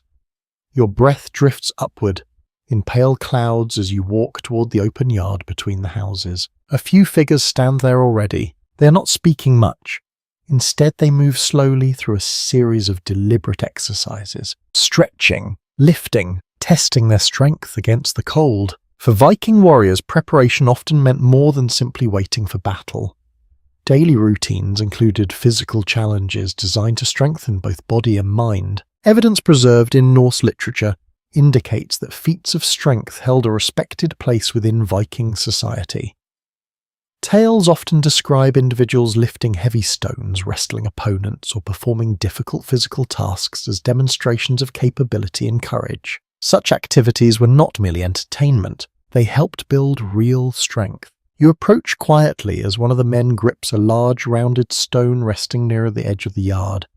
The stone looks heavy enough that lifting it requires careful positioning. He bends his knees, wraps his arms around the rock, and slowly straightens. The stone rises from the ground. Muscles strain beneath the thick wool clothing. For a moment, the man holds the weight against his chest before lowering it again with a controlled motion. The others nod in quiet approval. Practices like this may have served as informal training for warriors who needed powerful arms and steady balance in combat. Cold air makes the effort even more demanding. Your own hands feel stiff just watching. Nearby, another man swings a wooden practice sword through slow arcs, testing his grip while adjusting to the stiffness that winter temperatures bring to muscles and joints. Movement helps restore flexibility. Remaining idle for too long in cold weather allows the body to tighten. You step closer to a wooden post set firmly into the frozen ground. The post bears several marks where practice strikes have landed repeatedly over time. Training continued even in harsh conditions. Historical analysis of Viking martial culture suggests that many warriors likely practiced with weapons regularly to maintain skill. Although surviving evidence about organized training methods remains limited, the repeated emphasis on strength and fighting ability in Norse sources implies that physical preparation mattered greatly. A small but intriguing detail preserved in Icelandic sagas describes contests where men tested their endurance by performing difficult tasks outdoors in winter. Some stories mention individuals wrestling on icy ground or competing to lift heavy objects despite freezing temperatures. These tales highlight a cultural admiration for toughness. Facing discomfort willingly became a point of pride. You watch as one of the younger men grips the same heavy stone lifted earlier. His attempt is slower and less confident. The stone barely rises before slipping from his grasp and landing back in the snow. He laughs softly at his own effort. No one mocks him. Training means failing sometimes. Learning comes from repetition. The cold wind moves across the yard again, lifting a thin layer of loose snow that swirls briefly around your boots. A few sparks drift upward from the longhouse chimney behind you. Inside, the warmth continues to glow. But here in the open air, the men seem comfortable with the chill surrounding them. Regular exposure to cold environments gradually reduces the shock the body feels when temperatures drop. People who live in northern climates often develop habits that help them function efficiently even in freezing conditions. Their breathing slows. Their movements remain controlled. They conserve energy. Scholars examining Viking social life still discuss how widespread these strength contests or endurance exercises might have been. Some historians believe they were common features of community gatherings, while others suggest they occurred mainly among individuals seeking to prove their reputation. Either way, the idea of testing oneself against hardship appears repeatedly in Norse tradition. You notice one man kneeling beside a wooden shield resting in the snow. He tightens the leather strap on its back before lifting it into position on his arm. Then he begins striking the wooden practice post with a short axe. Each impact produces a dull thud. The rhythm continues steadily. Practicing weapon movements in cold air helps warriors maintain familiarity with their tools even when winter makes travel difficult. The axe blade flashes briefly in the pale moonlight before returning to the post again. Another fascinating detail recorded in medieval Scandinavian sources mentions that some warriors believed training during cold, harsh weather strengthened not only the body but also the spirit.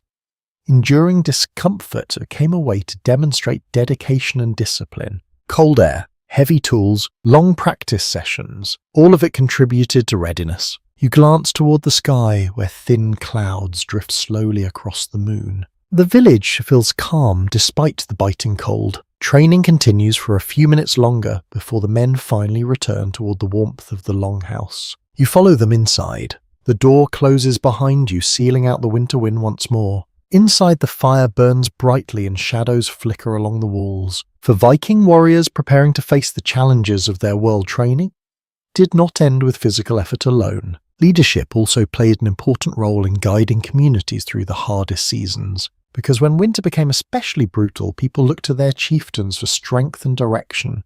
The The warmth of the longhouse settles around you again as the door closes behind the returning warriors.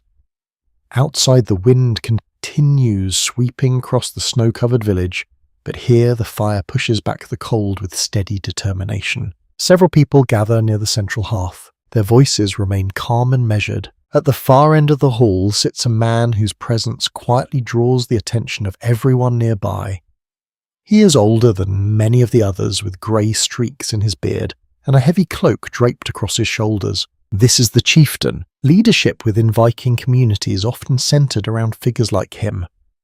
A chieftain was not simply a war leader.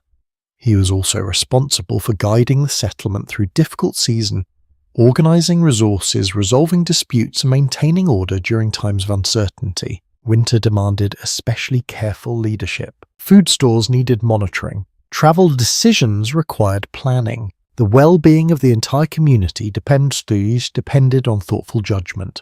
Evidence from Scandinavian archaeological sites and historical records shows that Viking settlements were often structured around influential leaders who coordinated local activities.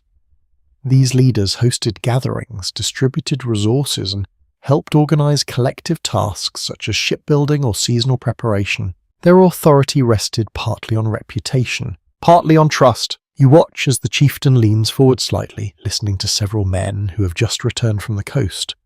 They speak quietly about the ice forming along the shoreline and the condition of the ships resting on the beach. He nods slowly. Winter changes conditions quickly, and information like this helps guide decisions about travel or trade. Nearby, a young boy brings a wooden cup filled with warm drink and places it beside the chieftain's seat.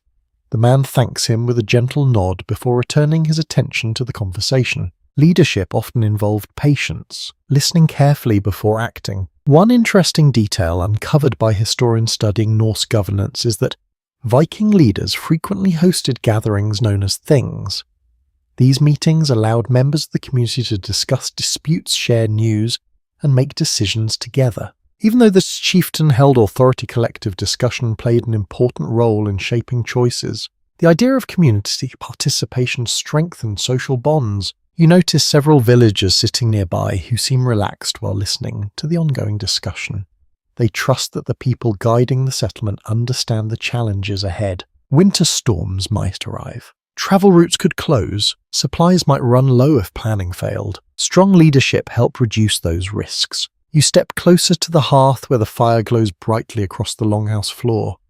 The warmth reaches outward in gentle waves, creating comfortable space where people gather naturally. Across from you, a man spreads a simple map scratched into a wooden board across the table. The markings represent nearby rivers, hills, and trade routes used during warmer seasons. Now the group studies how those routes might change under winter conditions. Frozen rivers could create new paths. Deep snow might block others. Experienced leaders understood that the landscape itself transformed during the cold months. A curious feature mentioned in several Norse sagas describes chieftains who demonstrated their leadership not only through words but also through visible acts of endurance. Some stories portray leaders traveling alongside their followers through storms or sharing the same hardships faced by their people. Such behavior strengthened loyalty. When leaders endured the same challenges as everyone else, their authority felt earned rather than imposed. You watch the chieftain lift the wooden cup and take a slow drink while considering the information presented to him. The firelight reflects softly across his face. For a moment, the longhouse grows quiet as everyone waits for his response. Finally he speaks. His voice is calm and steady, carrying easily through the hall without needing to be loud. He suggests delaying any coastal journey until the ice patterns become clearer. Instead, he recommends focusing on gathering additional firewood and checking livestock shelters before the next storm arrives. The villagers nod. The decision feels sensible. Historical research into Viking leadership structures continues examining how formal authority truly functioned within different settlements. Some scholars suggest chieftains held strong centralized power, while others argue that influence depended more on persuasion, reputation, and alliances. The evidence varies depending on region and time period. Still, it appears clear that communities relied on experienced individuals to help guide them through difficult circumstances. Winter often provided the greatest test of those abilities. You glance toward the door where faint wind sounds slip through the wooden frame. Outside, the cold night continues its quiet work across the frozen landscape. Inside, the fire burns brightly while people share warmth, food, and plans for the days ahead. The presence of strong leadership brings reassurance. It reminds everyone that even during harsh winters, the settlement moves forward with purpose. Eventually, the conversation begins to fade as villagers return to their tasks. Some prepare bedding for the night while others add fresh logs to the hearth. The chieftain remains seated near the fire for a while longer, watching the flames carefully. Perhaps he is already thinking about the next challenge winter will bring, because surviving the cold requires more than decisions and strength alone. It also requires knowledge, the kind of practical knowledge that allows people to build fire even when the world around them is frozen. The fire burns brightly at the center of the longhouse, its steady glow lighting the faces of the villagers gathered nearby. Outside, the night air has grown colder, and frost spreads slowly across the wooden roofs of the settlement. Snow reflects the faint moonlight, turning the village into a quiet landscape of silver and shadow. Inside the hall, the warmth feels comforting. You stretch your hands towards the flames and watch sparks drift upward toward the dark beams above. Fire is more than comfort here. It is survival. Without it, winter would quickly reclaim the buildings and the people inside them. Findings from Scandinavian excavations show that fire-making tools were common possessions in Viking settlements. Small iron strikers, flint stones, and pieces of charred material used for catching sparks have been uncovered in homes and graves across the region.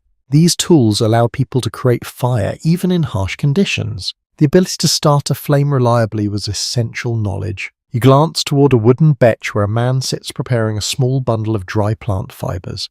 Beside him lies a dark stone and curved iron striker. He holds the flint carefully in one hand and strikes it sharply with the iron. A spark flashes, then another. Soon a tiny ember appears within the bundle of fibers. The man lifts it gently and blows softly until the glowing point spreads.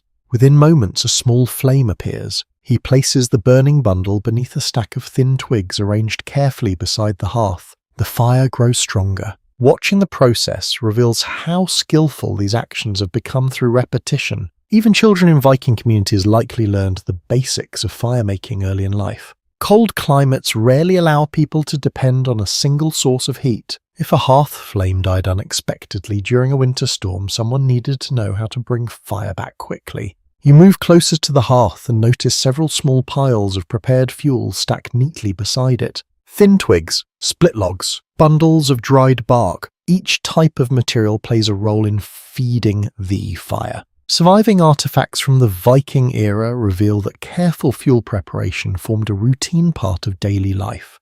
Wood gathered during warmer months was often cut-dried and stored in advance to ensure reliable heating throughout the winter season. Planning ahead reduced risk. A little-known discovery from Viking sites reveals that some households stored special tinder material specifically for starting fires quickly. Items such as dried fungi or charred cloth could catch sparks more easily than ordinary wood. These materials acted like early fire starters. You pick up a small piece of bark from the pile beside the hearth and examine its rough surface.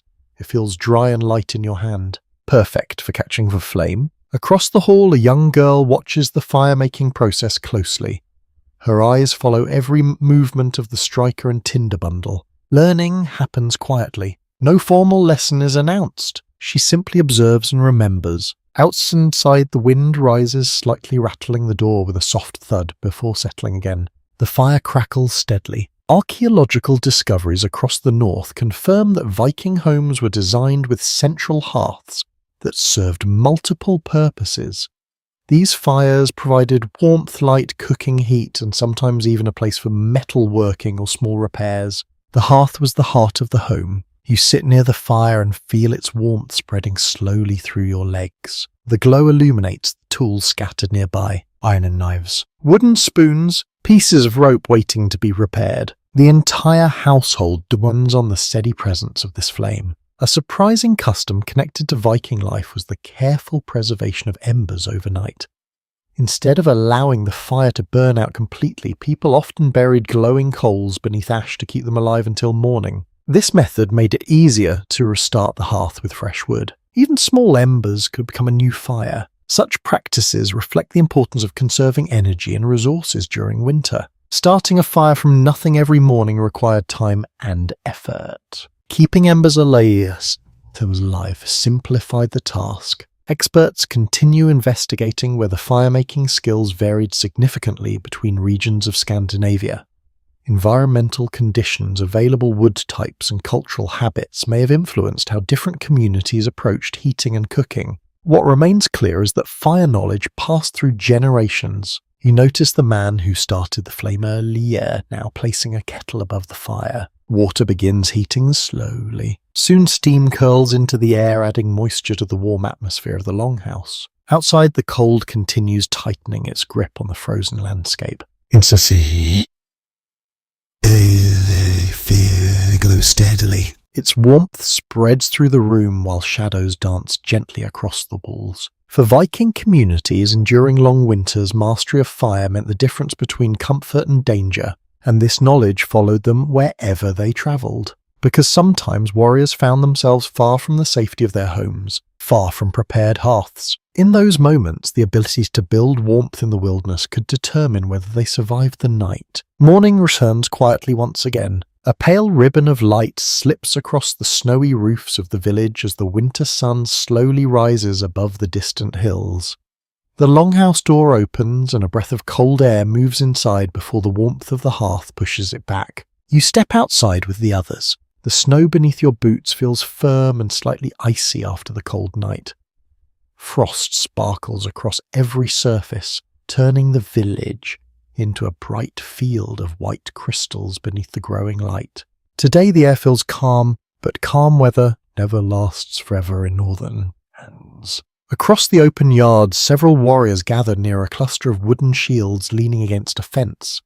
Their attention seems focused not on travel or hunting this time, but on something more serious. Training for battle in winter terrain. The frozen ground changes how people move. Snow alters footing. Ice transforms open fields into unpredictable surfaces. Understanding these changes could determine the outcome of a fight. Evidence uncovered in Scandinavian excavations shows that Viking warriors relied heavily on simple but versatile equipment such as shields, spears, and axes. These weapons remained effective in many environments, including snowy landscapes where heavier armour might slow movement. Mobility mattered. You walk closer as the men begin positioning themselves across a flat section of packed snow. Each warrior holds a round shield in one hand while gripping a wooden practice spear in the other. Their boots leave shallow impressions in the hardened snow as they take their places. The training begins slowly. One man steps forward, thrusting his spear toward the shield of his partner. The strike lands with a dull knock against the wood before both fighters reset their stance. Snow shifts beneath their feet. They adjust quickly. Fighting on winter ground requires careful balance. A rarely discussed practice in northern settlements included preparing specific training areas where snow was packed firmly to create stable footing. Loose powder could cause dangerous slips during combat drills. By compressing the surface, warriors could practice movement safely. You notice how the fighters keep their knees slightly bent as they shift their weight from side to side.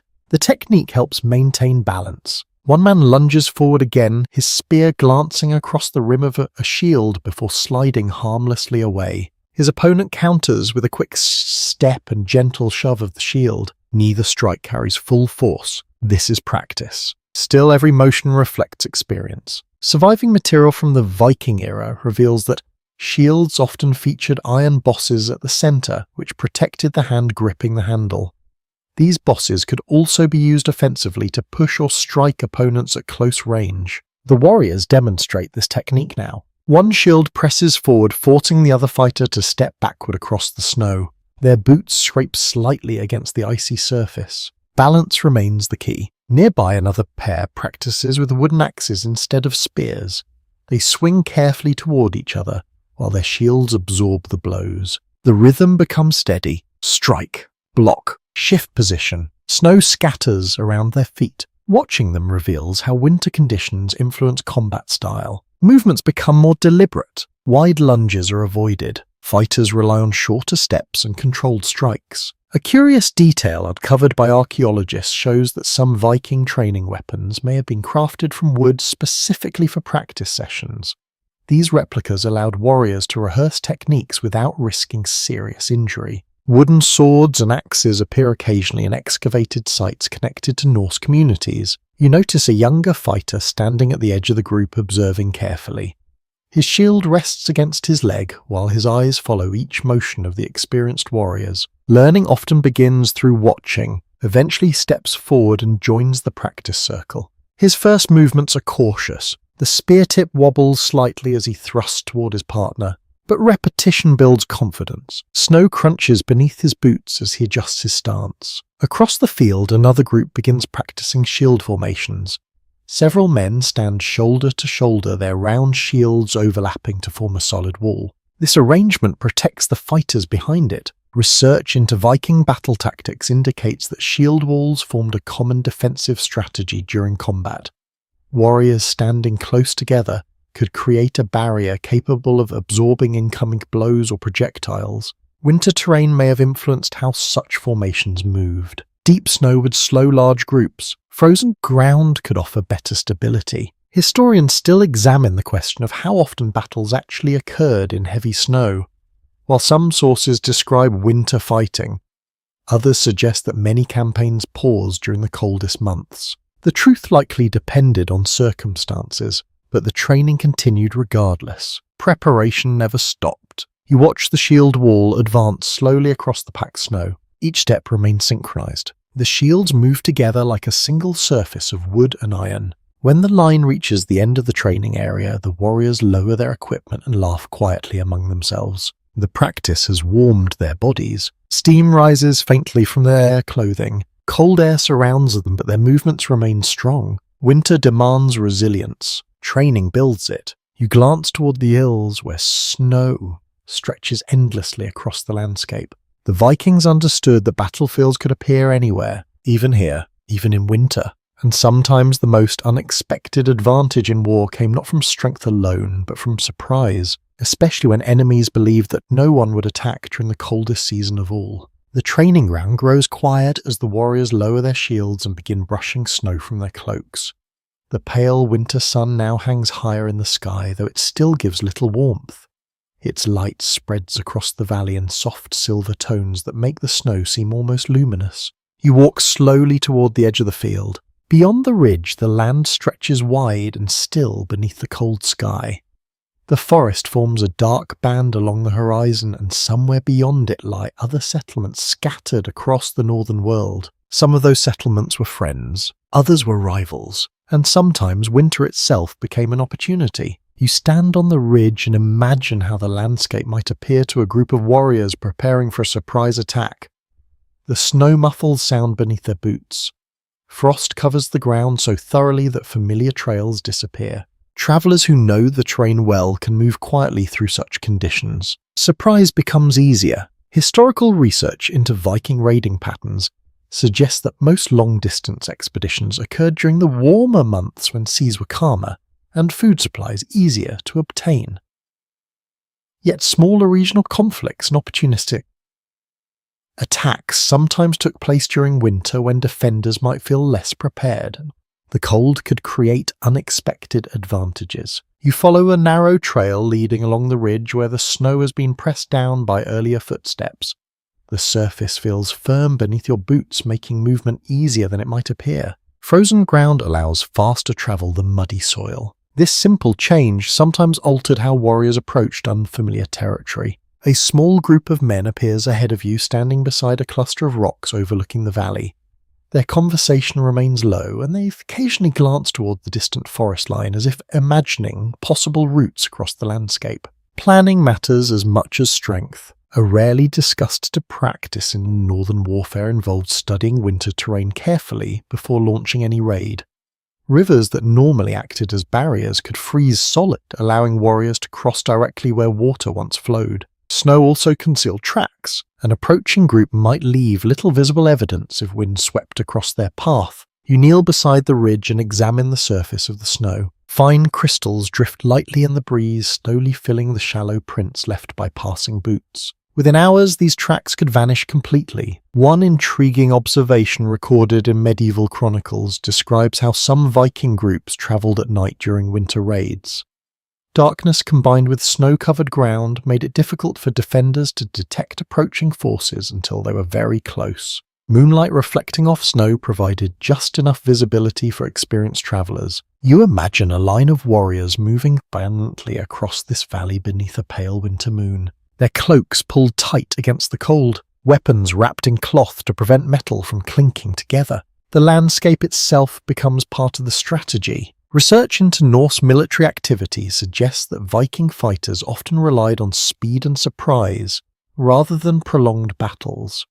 Swift attacks followed by rapid withdrawal allowed smaller groups to challenge larger opponents. Winter terrain could enhance that advantage. You stand again and watch the men ahead of you studying the valley. One of them gestures toward a frozen stream cutting across the open field below.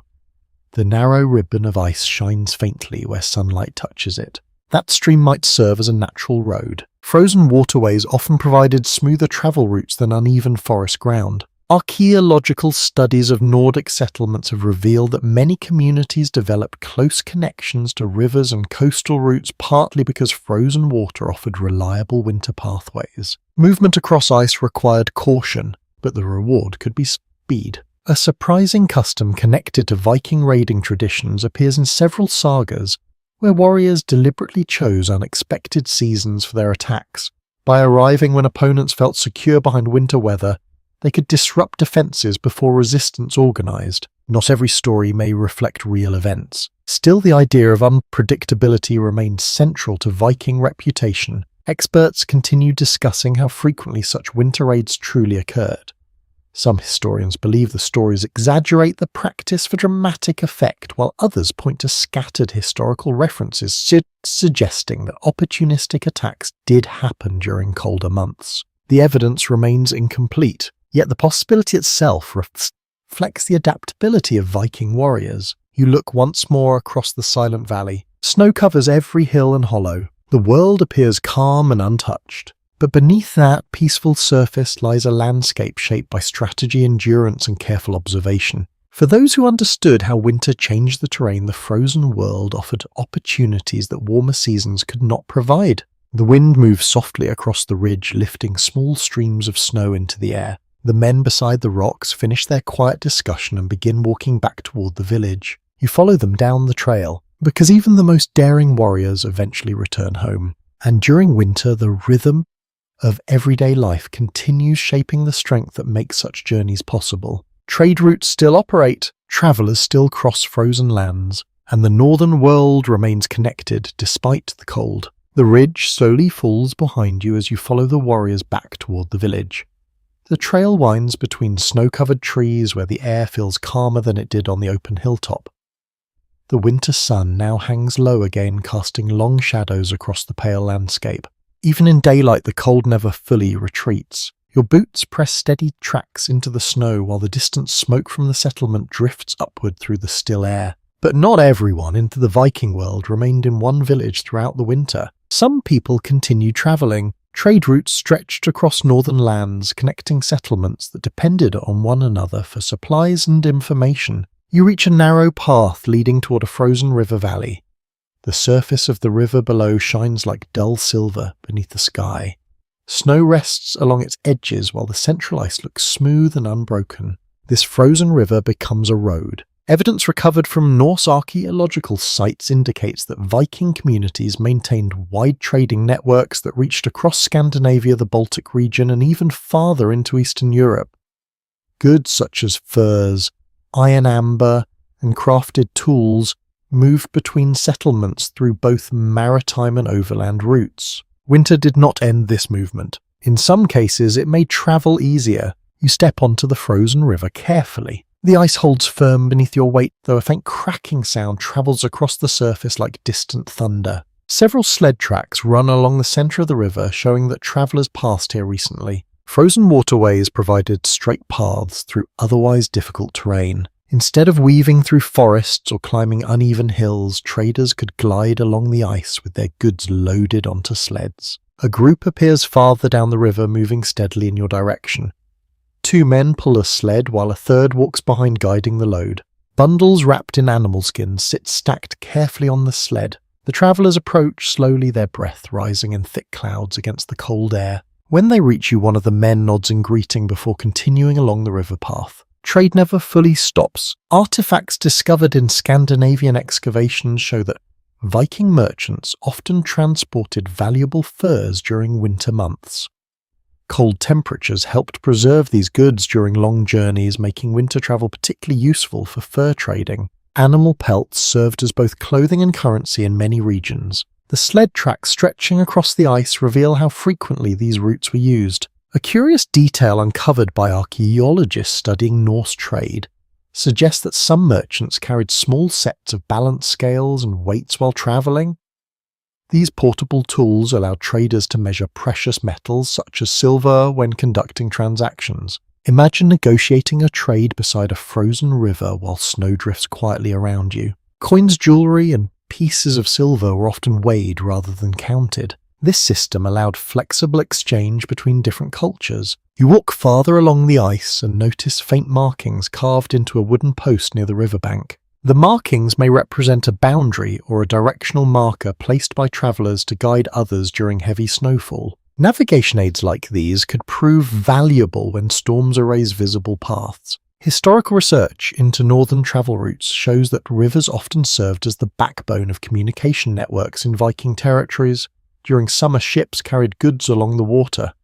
During winter, frozen surfaces allowed us sled travel using many of the same routes. The landscape transformed with the seasons, yet the connections remained. The traders you passed continued disappearing into the distance, their sled runners whispering softly across the ice. You pause near the centre of the river and look toward the surrounding hills. Snow stretches across the land in wide, smooth blankets, broken only by dark lines of forest. Somewhere beyond those hills lie distant towns, trading centres, and foreign markets. The Viking world was far larger than any single village. A surprising habit found in Norse communities involved travellers carrying small pieces of dried food or fat, specifically reserved for emergencies during long winter journeys.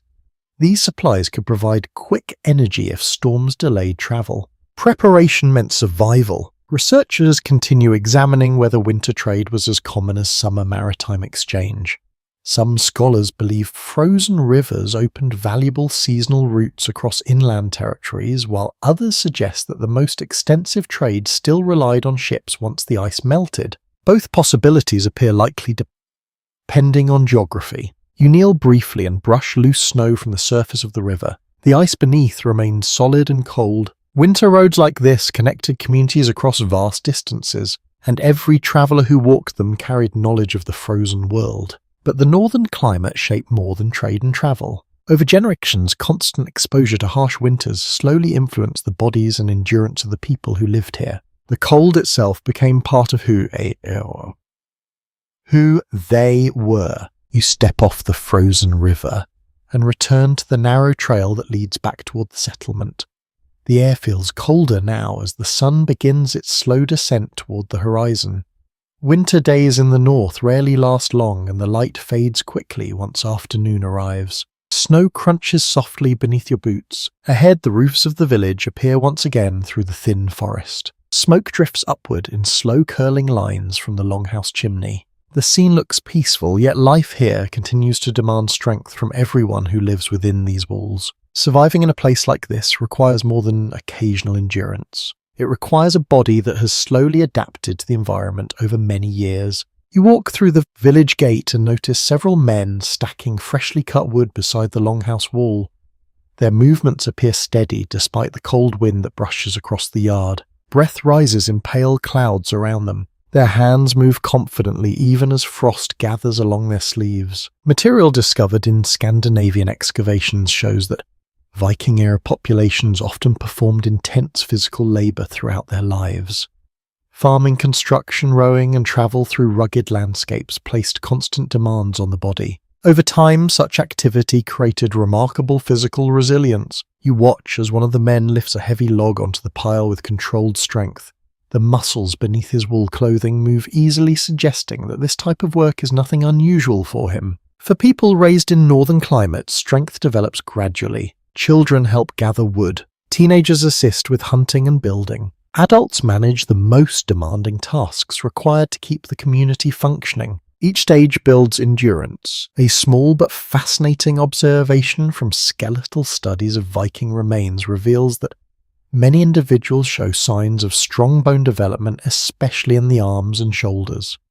Researchers believe this reflects years of repetitive physical activity such as rowing ships or lifting heavy materials. These marks remain preserved even centuries later. They tell the story of lives spent in constant motion. You pause beside the woodpile and brush snow from your gloves. The cold air stings your cheeks slightly, but the feeling has become familiar after so many hours outside. Living in this environment means becoming accustomed to discomfort. One of the men wipes his forehead despite the freezing temperature. Physical work generates heat, even during winter. Surviving artifacts from Norse settlements demonstrate that Viking clothing and equipment were designed to allow freedom of movement.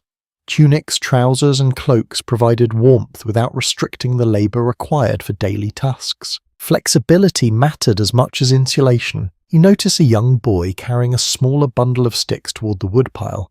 His steps are careful, but he manages the load with determination. Work begins early here. The habits that create strong adults begin with small responsibilities. A rarely mentioned detail preserved in northern folklore suggests that parents sometimes encourage children to spend time outdoors during winter rather than keeping them constantly inside the warmth of the home. The idea was simple. Exposure helped the body adjust. Cold air became less shocking when experienced regularly. Whether this practice was intentional training or simply the result of daily life remains difficult to determine. Historians continue examining whether Viking populations developed measurable physical adaptations to their climate or whether cultural habits alone explain their resilience. The evidence remains complex. Genetics, lifestyle, and environment all likely played roles. Still, one conclusion appears clear. Generations living in harsh northern conditions developed exceptional endurance. You walk toward the longhouse where several women are shaking snow from thick wool blankets before hanging them near the door to dry. Inside the building, the fire burns steadily again. The warmth spreads outward into the cold evening air. But even with the shelter of strong buildings and constant flames, winter never disappears completely from life here. The cold remains part of every routine, every journey, every breath. A curious custom associated with northern communities involved measuring a person's strength partly by how calmly they handled difficult weather. Complaining too much about the cold could be seen as weakness. Patience and quiet endurance earned respect. You step inside the longhouse once more and feel the warmth gradually returning to your hands. The familiar smell of wood smoke fills the air. People sit along the benches repairing tools, preparing food, and sharing quiet conversation while the evening settles outside. The rhythm of life continues. Work, rest, preparation. Over time, these repeated patterns shape the body and the mind together. The Vikings did not become resilient overnight. Their endurance formed slowly across generations who learned to live alongside winter rather than fight against it. And within this culture of strength, stories began to circulate about individuals whose toughness seemed almost legendary. Warriors who could outlast storms, hunters who travelled for days through snow, sailors who survived freezing seas. These stories became part of the identity of the northern world. Legends of endurance. The fire glows warmly inside the longhouse while night settles quietly across the village. Outside, snow reflects the pale moonlight and the cold air carries only the fainter sound of wind moving through distant trees. Inside the hall, the atmosphere feels calm and familiar. Several villagers sit near the hearth while others prepare bedding along the raised platforms. A kettle hangs above the flames, releasing gentle wisps of steam that drift slowly upward toward the dark beams overhead. This is the hour when stories return. Long winter nights often encourage storytelling. With darkness arriving early and work paused until morning, people gathered beside the fire to share memories and legends and tales of remarkable endurance. You take a seat along one of the wooden benches while an older man clears his throat softly and begins to speak. His voice carries slowly across the hall. He tells of a hunter who once travelled through a blizzard that lasted 3 days without shelter. According to the tale, the man followed the tracks of an elk across frozen hills until he finally brought the animal down, returning to his village with food that saved his people during a harsh winter. The listeners nod quietly. Stories like this reinforce the values that northern communities admired: patience, strength, determination. Research into Norse oral traditions shows that sagas and heroic tales formed an important part of cultural memory. These stories preserved accounts of journeys, conflicts, and remarkable individuals whose actions became examples for future generations. Even if some details changed over time, the lessons remained. Endurance mattered. You watch the firelight dance across the storyteller's face as he continues describing another tale. This one speaks of a sailor who survived a freezing storm at sea after his ship struck hidden ice along the coast. The man reportedly clung to a floating plank through the night before reaching land the following morning. Such stories highlight the dimyertut of the northern world, but they also celebrate survival. An intriguing detail preserved in several Norse sagas is the frequent emphasis on calm behaviour during extreme hardship. Heroes often remain composed even when facing storms, freezing journeys, or impossible odds. This calmness was not simply bravery, it represented control over fear. A fascinating observation from Viking-era storytelling suggests that these narratives often blurred the line between history and legend. Real events might inspire tales that gradually grew larger as they passed from one generation to another. Over time, ordinary endurance could transform into heroic achievement. You lean slightly closer to the hearth where the warmth spreads across the room. The storyteller pauses briefly to sip from a wooden cup before continuing with another account. This one speaks of a warrior who reportedly marched for days across snow-covered mountains to warn his allies of an approaching enemy force. Whether every detail of the story happened exactly as told may be uncertain, yet the meaning remains clear. The Vikings admired those who refused to surrender to harsh conditions. Evidence preserved in early Icelandic literature reveals that many sagas celebrated journeys through difficult landscapes. Characters travel across glaciers, frozen rivers, and remote valleys, while confronting both natural obstacles and rival warriors. These settings reflect the real geography of the northern world. Snow, ice, and wind form the backdrop of everyday life. Another curious feature of Norse storytelling involves the idea that winter itself could test a person's character. Surviving a difficult journey through snow often symbolized inner strength as much as physical endurance. The environment became part of the narrative. Historians continue examining how much of the saga material reflects actual historical events and how much represents later literary tradition. Some accounts appear rooted in genuine experiences, while others clearly contain dramatic embellishments added by storytellers over time. Both possibilities shape the stories that reached us today. You glance around the longhouse as the listeners follow each tale with quiet attention. Children sit close to their parents. Warriors rest their shields against the wall. The fire crackles softly in the center of the hall.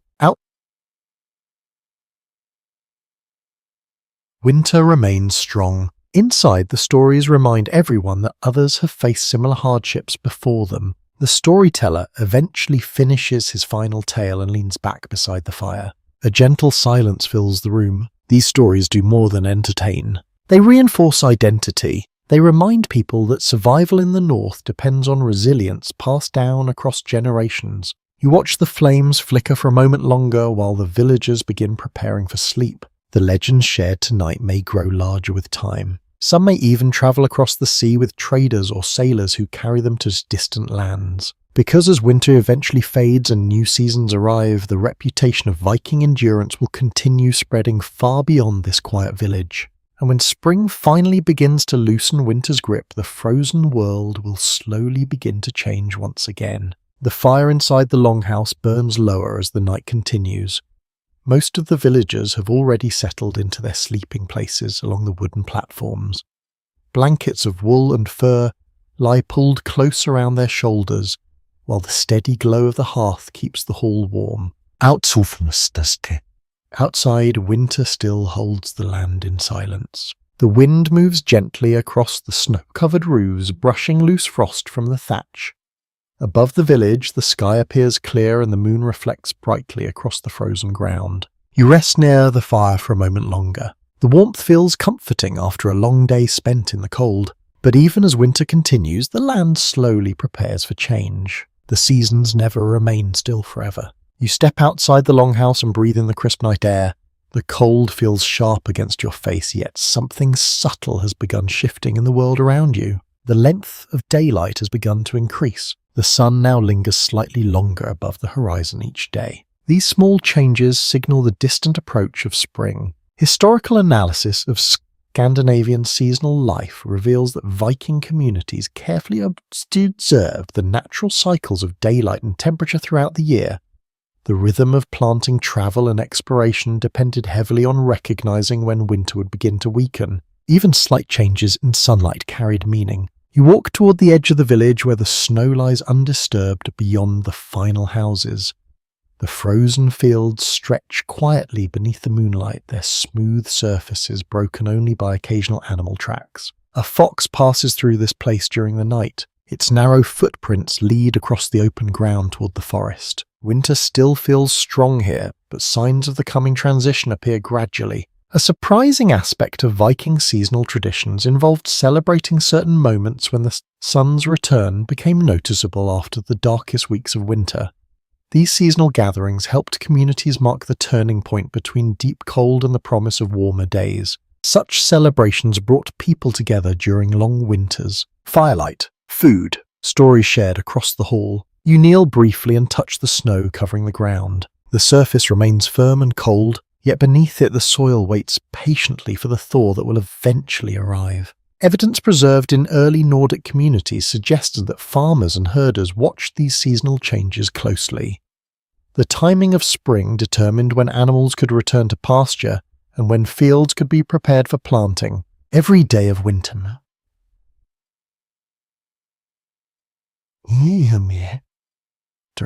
You stand again and glance toward the distant forest where dark tree lines stretch along the horizon. During the coming months, those trees will slowly change. Snow will melt from their branches. Rivers will begin to flow freely again. The frozen roads you walked earlier across the river valley will disappear beneath moving water. Travel will shift once more. Boats will replace sleds. Sails will rise above the northern seas. An intriguing little detail uncovered during excavation reveals that Viking calendars sometimes included markings that helped track important seasonal points such as solstices and planting periods.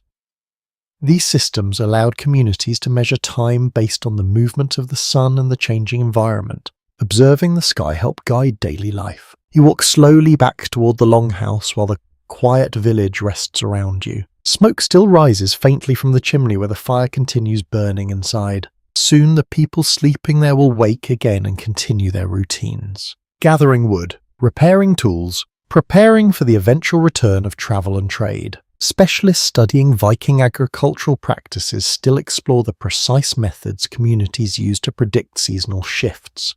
Some believe observation of stars and daylight played a major role, while others suggest local environmental cues such as animal behavior or river ice patterns guided decisions. The exact systems likely varied between regions. What remains certain is that survival depended on careful attention to the natural world. You pause beside the longhouse door and look once more across the quiet village. Winter has shaped every aspect of life here. The clothing people wear, the way they travel, the food they prepare, the strength they build through daily labor. But winter never lasts forever. Soon the frozen ground will begin to soften. Snow will retreat into the forests, and the longships resting along the shore will once again return to open water. For now, though, the village rests beneath the calm winter sky. The fire waits inside, and the final lessons of endurance continue shaping the people who call the cold northern world their home. Morning returns slowly to the village. A pale band of light appears along the eastern horizon,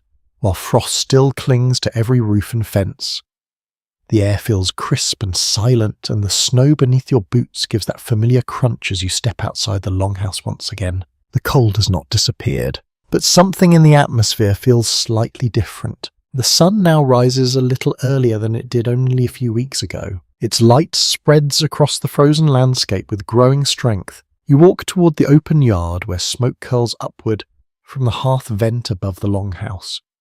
A few villagers are already awake, stacking firewood and checking the animal pens while the morning slowly unfolds. Winter routines continue, yet the people here understand that the harshest part of the season is slowly passing. Historical research into Viking Age communities shows that survival through winter required careful preparation long before the snow ever arrived.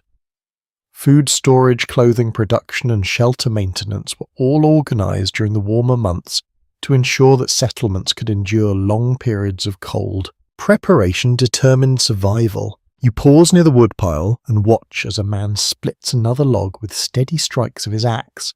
The blade bites into the wood cleanly, sending small chips scattering across the snow. Even near the end of winter, fuel remains essential. Fire continues burning every day. Material uncovered from Norse archaeological sites demonstrates that many Viking homes contained large storage areas for dried food and preserved supplies.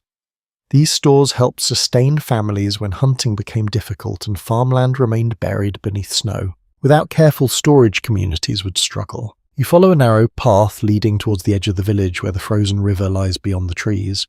The ice still appears solid, though faint cracks have begun forming near the centre, where the current moves beneath. Soon the thaw will begin. Travel routes will change again. Sled tracks across the ice will disappear once the surface breaks apart. A curious custom recorded in northern traditions describes how some communities watched closely for the first signs of melting rivers as an important seasonal signal. The breaking of river ice often marked the moment when winter finally loosened its grip. It meant boats would soon return to the water. You kneel near the riverbank and run your hand lightly across the surface of the snow. The cold still feels sharp, but the world is already shifting toward a new rhythm. Studies of Viking exploration and trade reveal that the return of spring allowed ships to reconnect distant regions after months of winter isolation.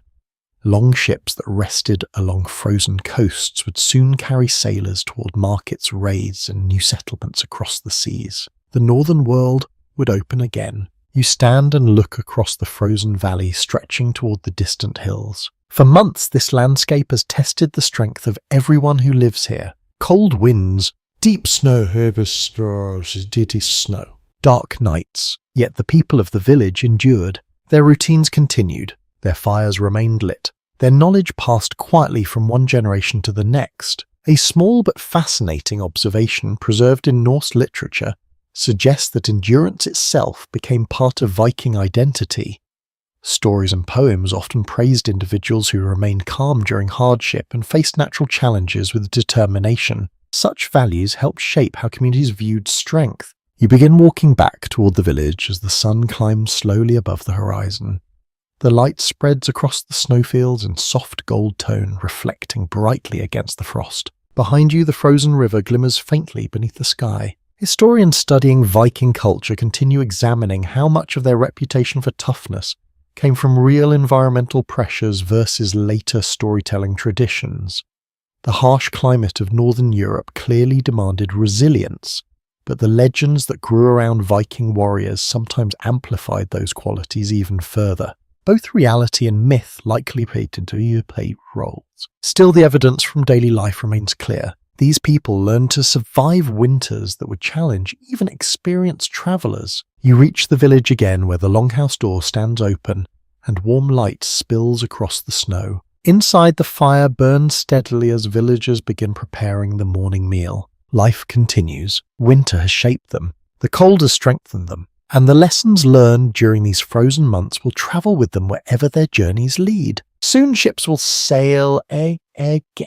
Fields will thaw. And the northern world will move forward into another season. But the memory of winter will always remain part of the Viking spirit. Morning light spreads gently across the snow-covered village as the final days of winter unfold. The sky glows with a pale softness that feels different from the deep cold mornings you experienced earlier in the season. You step outside the longhouse and pause for a moment. The air still carries a chill, yet it no longer feels quite as unforgiving as before. The sun rises slightly higher each day now, casting longer stretches of light across the frozen ground. Snow remains everywhere, but the land seems to be waiting. A few villagers move quietly through the yard, beginning their familiar routines. Someone carries fresh wood toward the hearth while another checks the animals in the nearby pen. These actions feel steady and practiced. For months they've repeated the same careful habits that kept the settlement safe through the worst of winter. Evidence uncovered in Scandinavian settlements demonstrates that Viking communities depended heavily on these repeated routines to survive harsh seasons. Preparation, cooperation, and shared knowledge allowed entire villages to endure long periods when nature offered little mercy. You walk slowly towards the edge of the village and look out across the open fields. The snow stretches in wide white sheets beneath the growing daylight. Small animal tracks cross the surface here and there, reminders that life has continued quietly beneath the frozen stillness. Farther away, the forest stands dark against the horizon. Those trees have watched many winters come and go. An intriguing observation preserved in Norse storytelling traditions describes winter not only as a hardship but also as a teacher. The season forced people to slow down, to prepare carefully, and to depend on one another in ways that warmer months sometimes allowed them to forget. The cold demanded attention. It demanded patience. You kneel and brush your hand lightly across the snow. Beneath the surface, the ground waits patiently for warmth that will soon arrive. Research into early Nordic seasonal life suggests that communities often marked the gradual return of spring with small gatherings and shared meals once the harshest weather passed. These moments allowed people to recognize that another winter had been endured successfully. Survival itself became something worth celebrating. You rise and begin walking slowly back toward the longhouse. Smoke curls gently upward from the roof vent where the hearth continues burning inside. The scent of wood smoke drifts through the crisp air. Warmth waits there. Inside the hall, several villagers are already preparing food, while others sit near the fire repairing tools and clothing that served them throughout the cold months. Every object tells part of the story: the cloaks that protected them from wind, the boots that carried them across frozen rivers, the sleds that glided across winter roads. Each piece reflects knowledge built through generations of living in this northern world. Specialists studying Viking daily life continue discussing how much of their legendary endurance came directly from environmental challenges like winter survival.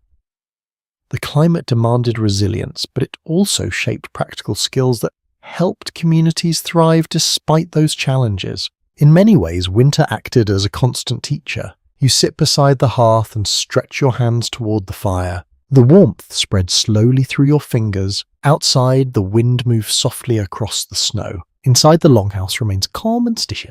Over the past days, you have walked through forests, across frozen rivers, along icy shores, and through quiet village paths.